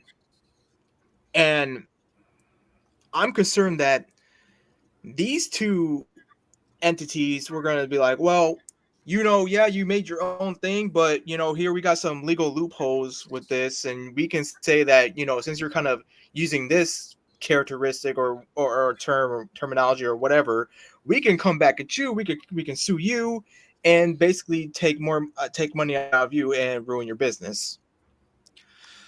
Well, it's a power play, in my opinion. I mean, it was sad, as I mean, I started buying stuff on D&D Beyond recently, because I actually was thinking about switching from I have like all the books, like from, not, well, I shouldn't say all, but you know what I mean, I have large amount of books from all the different versions of D&D. I mean, going all the way back to, I played original D&D and advanced D&D from the original versions. And I was thinking, oh, go digital, because I have friends that we used to play with back in the day when I was in the military, that we love playing, but there's just no way we're ever gonna. We've tried actually multiple times trying to, like, hey, let's go for a camping trip and we'll play D&D, and then always something comes up. But it'd be great if we had a digital version, to play digitally. And so I actually started getting into this into the D&D Beyond, and then Wizards of the Coast ended up buying that out, and which I was like, that's not, doesn't, I did kind of like already started getting a bad feeling when they did that. But I was still willing to, okay, I'll give them a chance. I was actually just about to go get a subscription and buy more books than I already had, because I think I had the basics. And but then they pulled this, and so I was told I've already decided I'm not buying any more, or definitely not getting a subscription until either this is resolved or I have to go a different direction, completely. But I think a lot of it is that Hasbro's wanting more money, just in general, and our way to do it is I think they're trying to take over, which I personally think it's a bunch of bull, but it's I think they want the virtual desktop, or not desktop, what they call it, virtual playground, basically. So because now everybody's going digital, you want to be able to play with, like, a version that you can move characters around, and more like a video game. And I think that they see as opportunity to change this OGL and try to get a grasp of that, so they can they can be the only ones. And I kind of think that's that they're just doing them. I think they're doing themselves a disservice. Number one, they're, even if this mellows out, the whole idea of them even trying this is hurt a lot of goodwill. Because I've always laid straight towards D&D and not done Pathfinder or not done other ones that are just as good.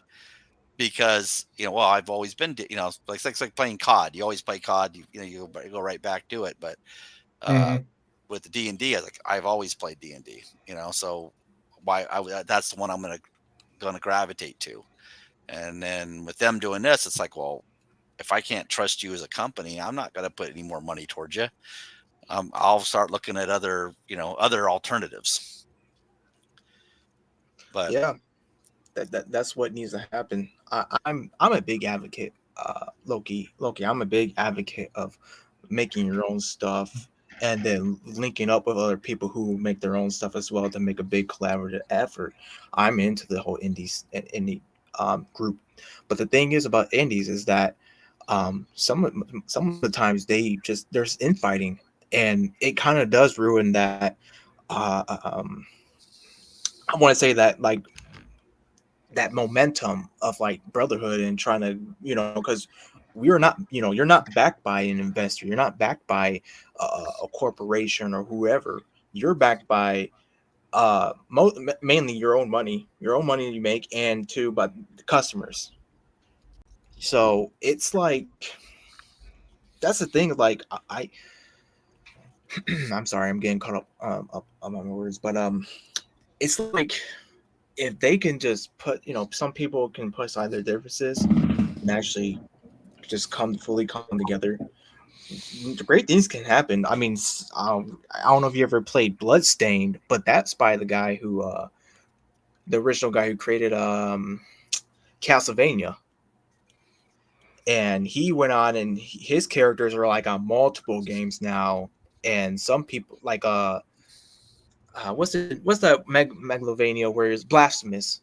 Blasphemous had like a huge event with one of his characters and all that. And I'm like, that's some cool stuff that you can see, like, oh wow, they're crossing over with each other. That's what I'm trying to in the end of the day, that's what I'm trying to build up to. That's one of my big goals. Have crossover events with other creators where both can make a profit, and then expand more of our stuff to our audiences. Right. Something new. That's the thing. Now with Wizards of the Coast and Hasbro, yeah, sure, they can, they're like are they like under one entity, or they're like just a sister? I don't know what the hell they are, but I'm tired of hearing about them. But anyway, they're like, yeah, you want to join our club, you gotta pay up, and we're not asking nicely. We're gonna fuck your shit up if you don't pay us, like we're part of the mafia or something. And that's what they are. They're acting like the mafia. You want to, and they don't realize that half the reason why they're as big as they are was because of the support the community had given them when under the OGL.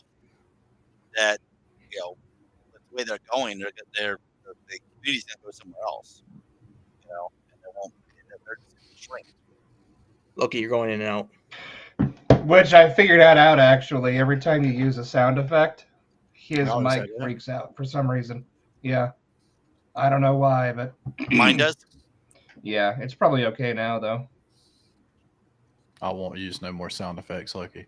Cut off. I can switch. Well, I'd have to mess around with it. I have another mic, but you're fine. You're fine. You're good. You're good. Yeah. Like, I'm totally like. The funny thing is, I'm not even a D&D guy. I done D&D for a bit, but it's just I love listening to the stories like that people come up and create, and how whether it's good, bad, or terrible. Either I like listening to those things because it's basically like a mythos of just different creations of like what works and doesn't, and that's what makes it cool to listen to. And of course, playing games that are inspired by D&D with the RPG elements and all that jazz. Now, have you seen the Critical Role, Vox Machina? No, I just never was into Critical Role. Like I can respect them, but I'm just not into them at all. Like I tried watching two episodes of theirs, not the Vox Machina, but like the actual live streams they did. The actual streams, yeah. Yeah, I tried. I was like, I can't get into it. But I can get into like the Vampire Masquerade stuff. I've been watching like I'm already like on the second season or third season of that. I'm like, I can watch that for some reason, but I can't do Critical Role. Well, I'm kind of with you on that. I've tried watching some of the actual live stream, and I kind of got bored, real quick. But actually watching the show where they've made it from the live stream, that's actually pretty good. I enjoyed it. Yeah. Yeah. No, I can totally. And we know why that's happening with the whole Hasbro and the OGLs because of them, really. And because they are the key players too, because they're one of the main reasons why D&D would start again, like this new revival, I guess, along with Stranger Things, because of what they were playing too in the first season. But it's always been, I mostly heard more about Critical Role than Stranger Things. I didn't give a crap about Stranger Things, even though I watched 2 seasons. What? I love that show. I can't. Kick him off. Like, he's done. Get done. Done. Well, for just so my perspective on Stranger Things is those kids are about the age of that I was in that time frame.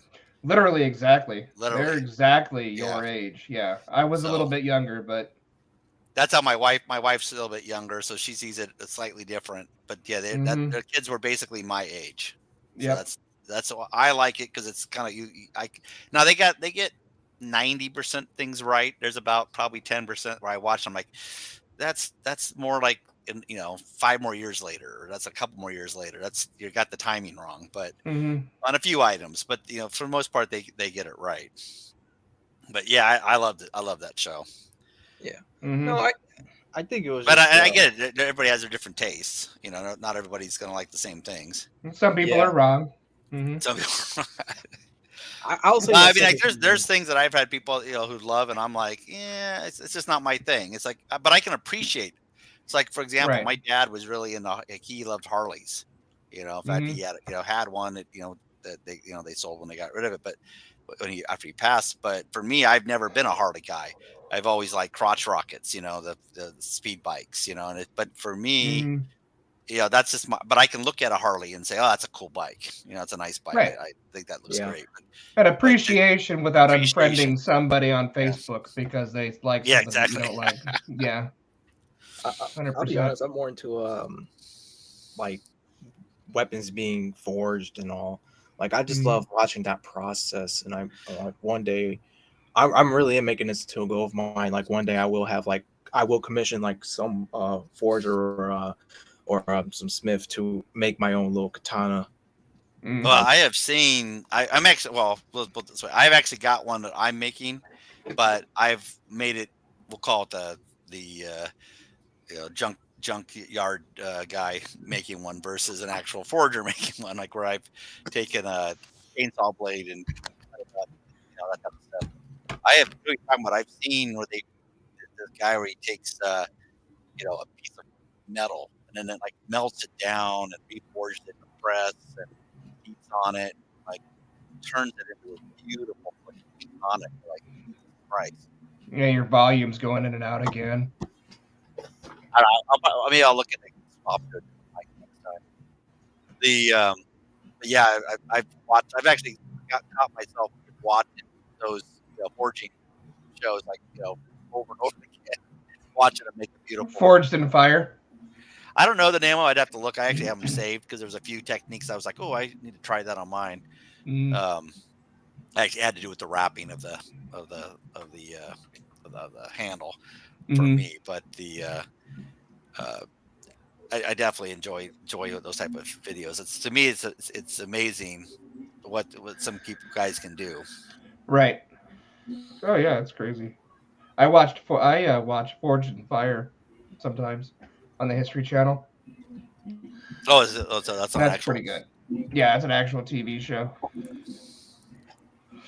Yep. Yeah, that one I have not seen. This was like a YouTube video. YouTube's probably better than Forged in Fire. Because, really? Well, it being a reality-based TV show, they gotta fluff things and, you know, and like, oh, your blade disintegrated and ripped my eye out. You know, they got to play it up for TV. Right. You know, like Robert there says, chainsaw blade. Hell yeah.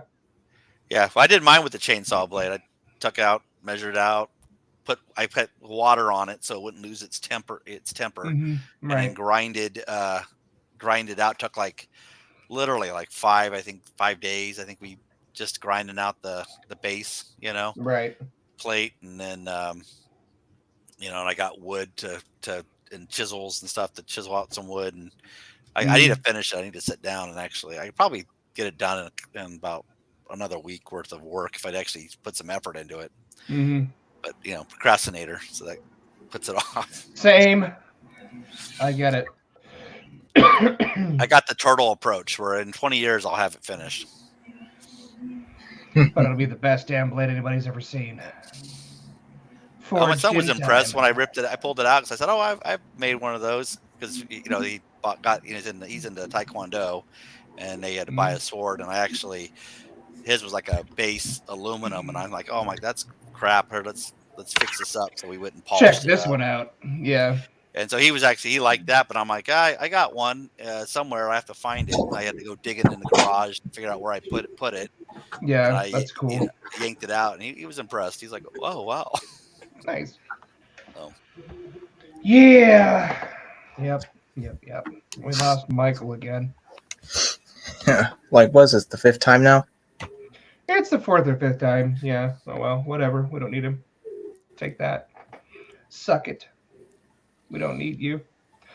But yeah, I've always been interested in doing something like that. But I mean, I'm even lazier. I've never even started. Never even tried. I don't know. Well, for me, the chainsaw blade was easy to get in Northern California because we had tons of gigantic blades for cutting those redwood trees. So yeah. I could go down to a junkyard, like a junk store. You know what I mean? And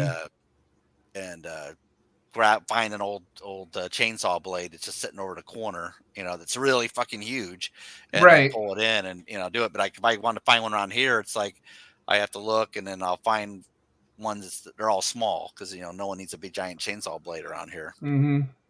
It's a lot harder to find one. Michael says, "I need you. Where are you at, Michael?"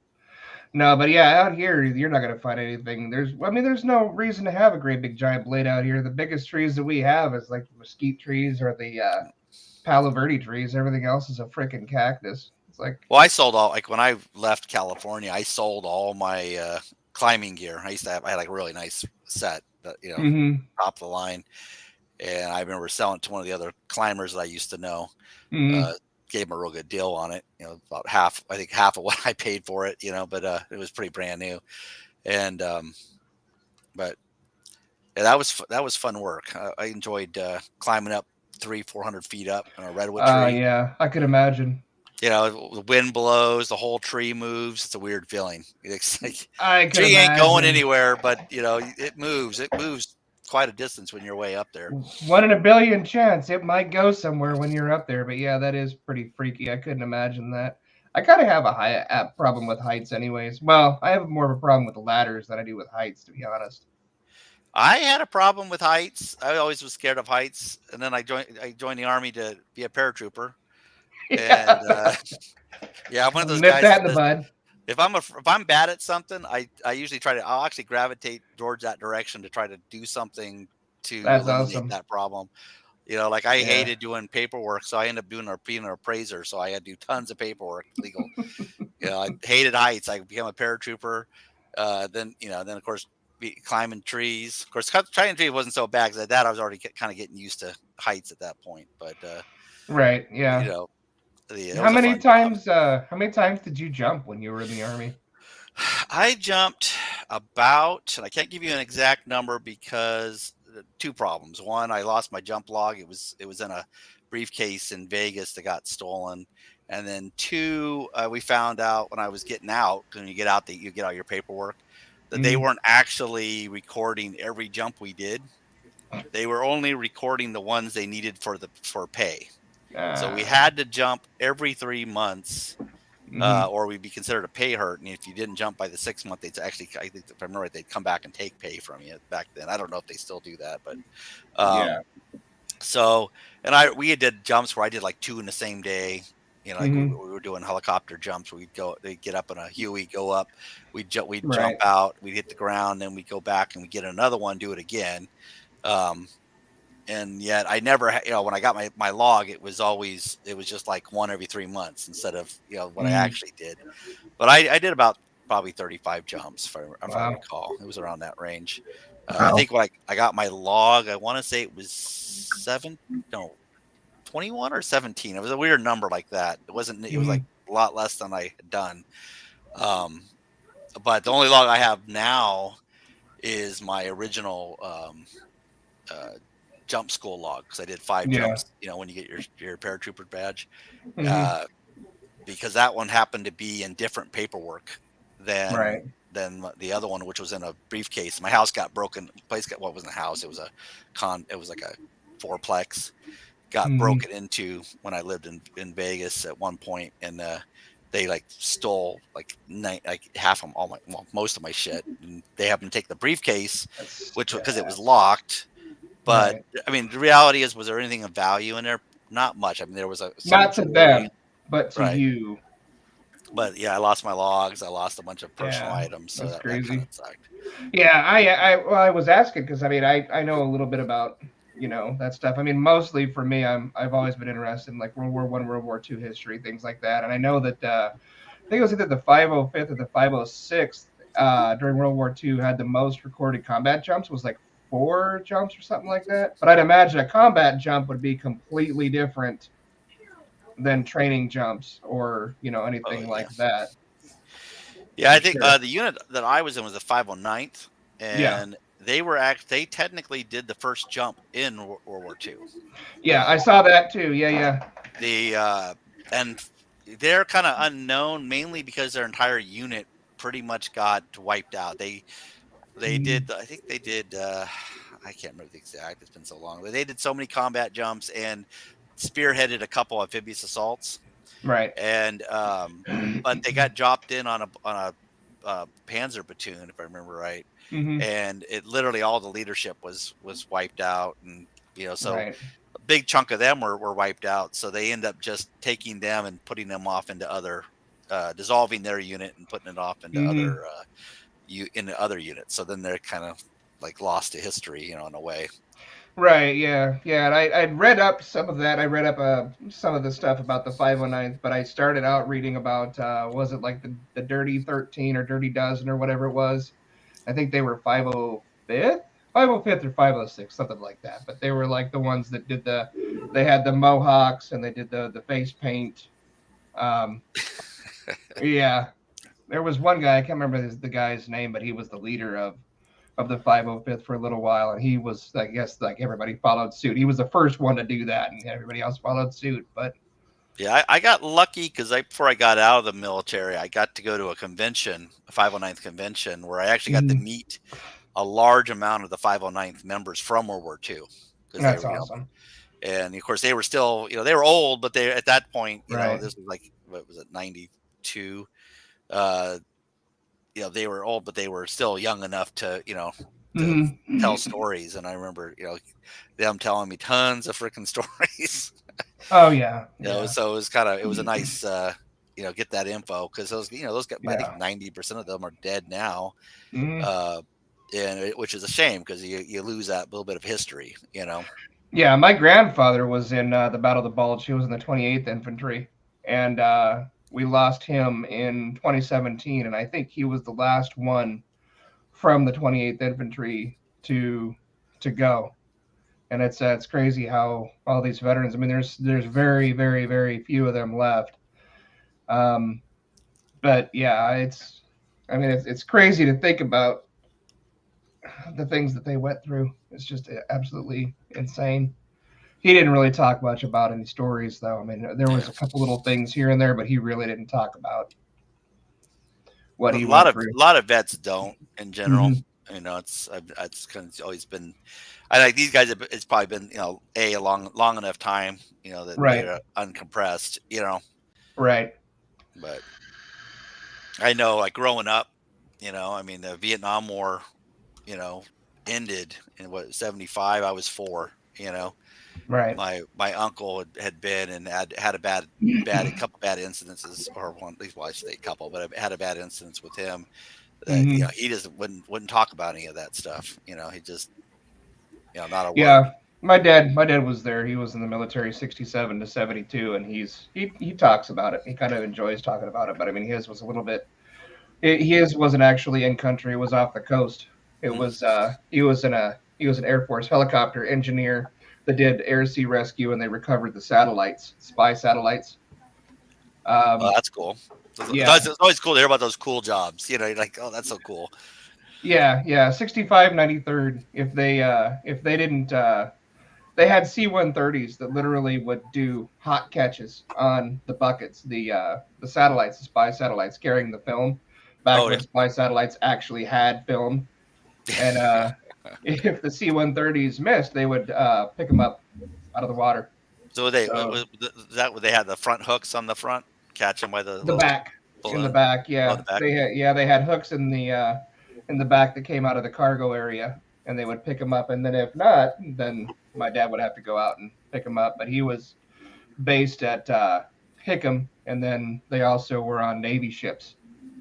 So he's got quite a few interesting stories. But not being in country and seeing the worst of it, it's a lot easier for him to talk about than a lot of people.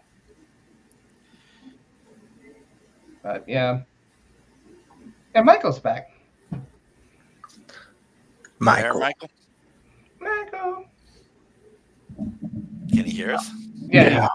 No, I was zoned out. I was thinking, y'all were talking about that. I was thinking about, I got a picture of my great grandfather somewhere in his outfit from God knows when. I got them photos like I sent you, Jason, of the battleship. I was sitting there thinking about showing him off, and then I was like, well, we're 257 in. I was like, yeah. I'd hate for this to end up like The Notebook where I got to let one of y'all go. And we all have to go. Yeah, but no, it's a lot of history. Yeah, it's a lot of that, and there's a lot of history in it. All that. And that there's a lot of stories that go untold too. Oh yeah. There's a lot of stories that they weren't able to share that they wanted to die with them. So, and I think that's honestly what my grandfather. I think that's probably what his idea wasn't behind not really talking about it. Was just. Well, my great grandfather never really talked too much about the time he served, but then my grandfather he was in Korea, and he had a blast. I mean, because you have the war stories and the horror stories, but then there's them stories of like, like he would tell me, later on in life, he was telling me that, prostitutes over there back then. He was like, imagine being 18 and you're over there and it's $2 a whack. And I was like, what? Chef's kiss? You know what I mean? And he was just like, one thing about them Korean women, they kept that thing clean. And I was like, all right, Paul.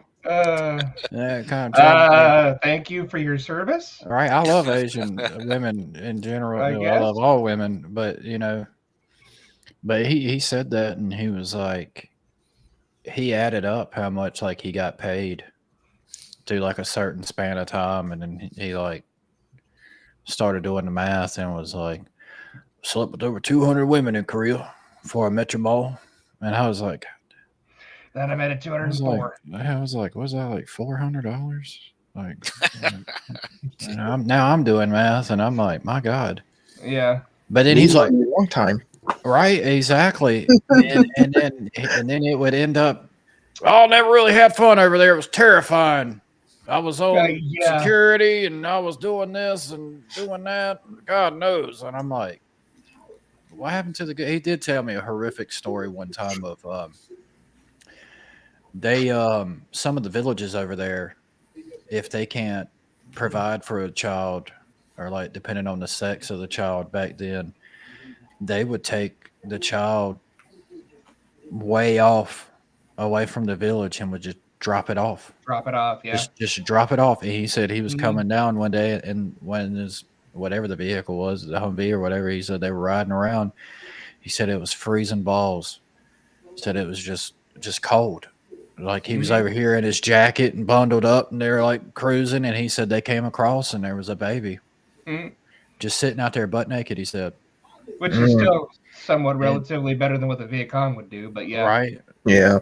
And he said that my grandfather's, I mean, despite spending $400 for ass, he's a compassionate person, and he would argue that money he spent for ass went to a good cause. But, he grabbed the child, he took his coat off and he said he wrapped it around the kid and he went to like the nearest village, was asking people like, hey, do you know this To drop child? a baby.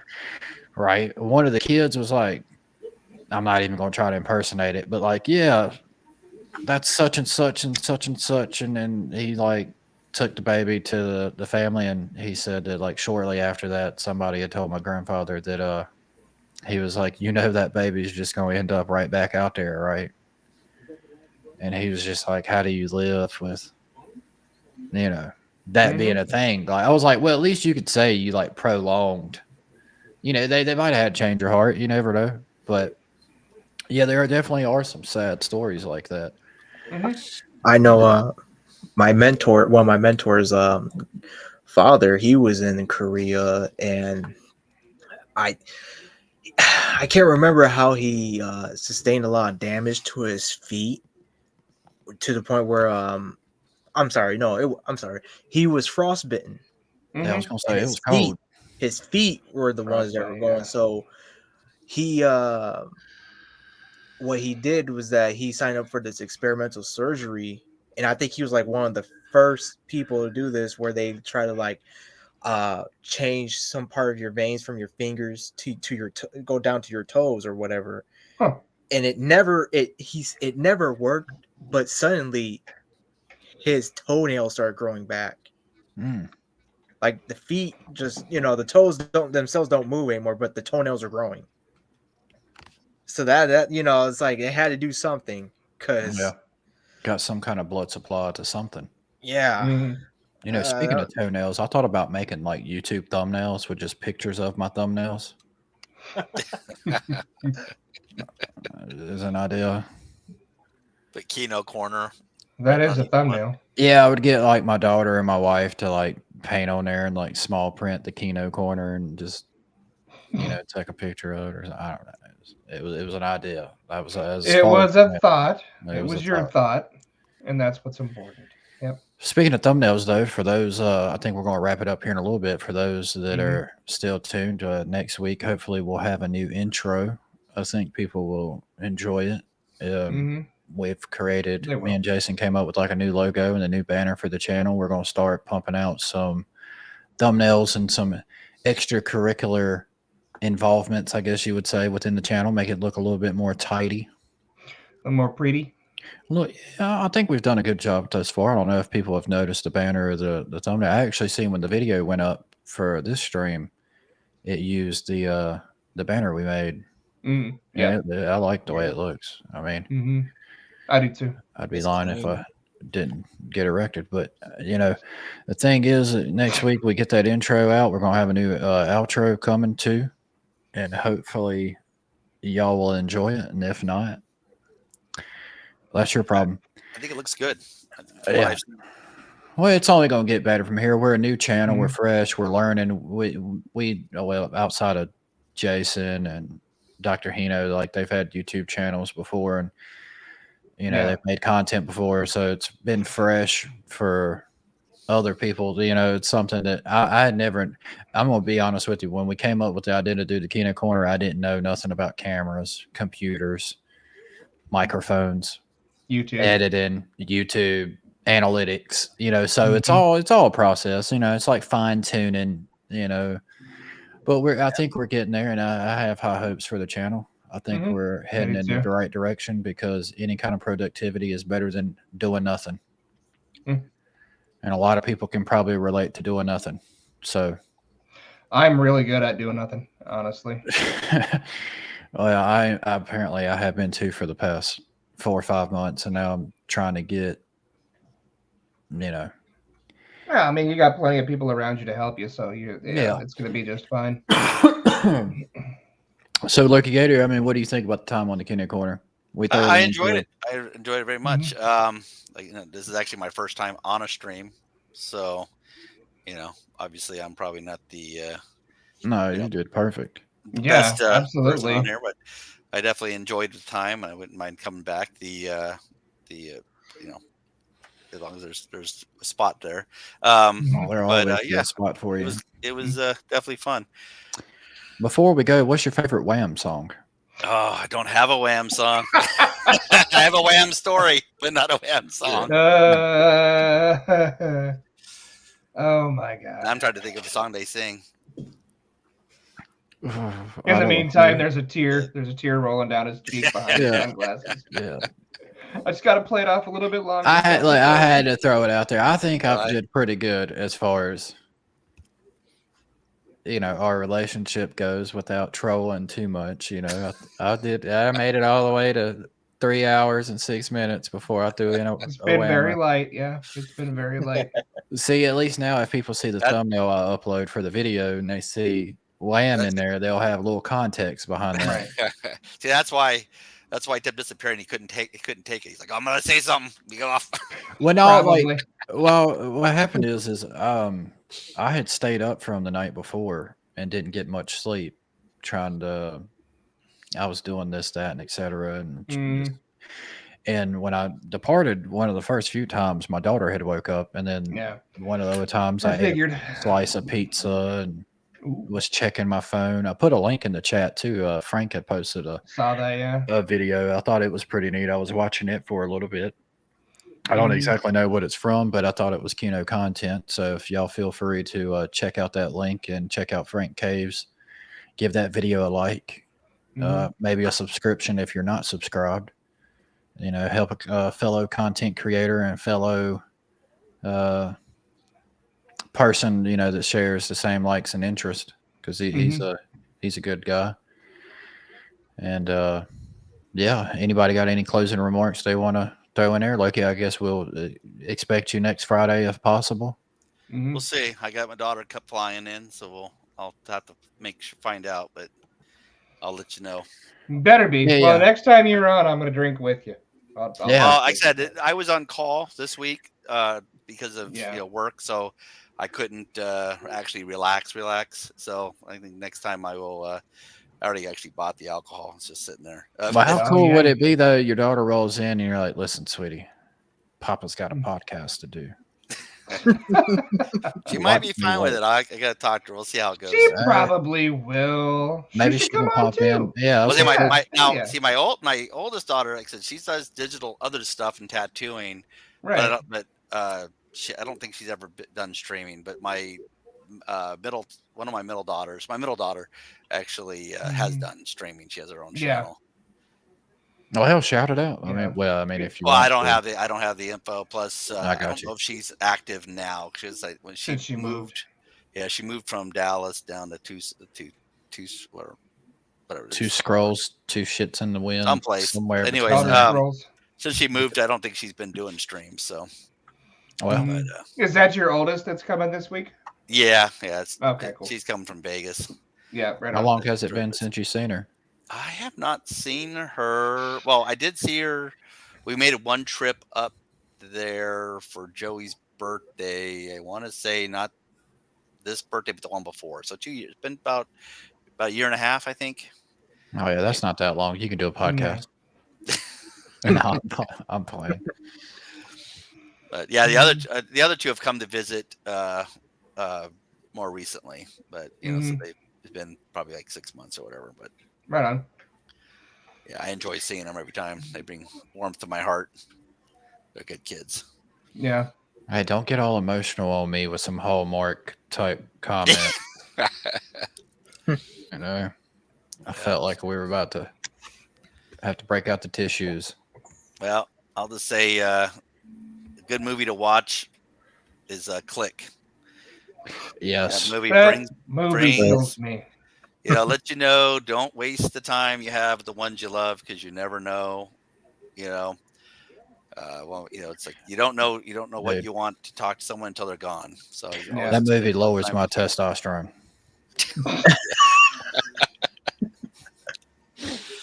I don't know. It's just something applicable, I guess. What, folks? If you say so. As always, well, I mean, it made me feel that way. Like when I watched it, I was like, my estrogen levels are increasing. I cried. I was like, man, I gotta go. Nothing smack wrong a with being in touch dog with your or something. feminine side. Oh yeah, no, I cry all the time. Why do you think I wear these glasses? Several times a day. Yeah, I cried 5 times this stream. That's I'm why. crying right now. Yeah, Take that. I thought you were high on life. Mm-hmm. I still haven't beat it, but yeah. Well, you okay? Look, all I'm gonna say is that MAGA make anime Reel 'em great back in. again, Yeah, there you go. and keep your eyes open for Gods and Goddesses, the Ragnarok Cure arc, because that book is coming out this year, along with another project of mine. It's a hush hush, so keep it secret on down low. So yeah.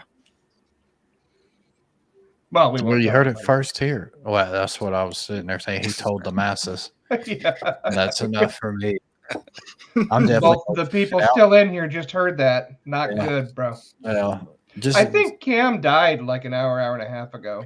I questioned it. though. I tried to send him a message like, "Hey, you good? Mm, Like welfare I check?" think he's passed out. Yeah. Nah, He he's probably probably watching. passed out. He's just like, you know what, man? Poor I'm Cam. just here, and I'm glad to be here, and leave it at that. Mm-hmm. Right on. All right. But folks, as always, appreciate the support. Don't forget to like, subscribe, comment, and until next time, as always, stay Kino, stay comfy.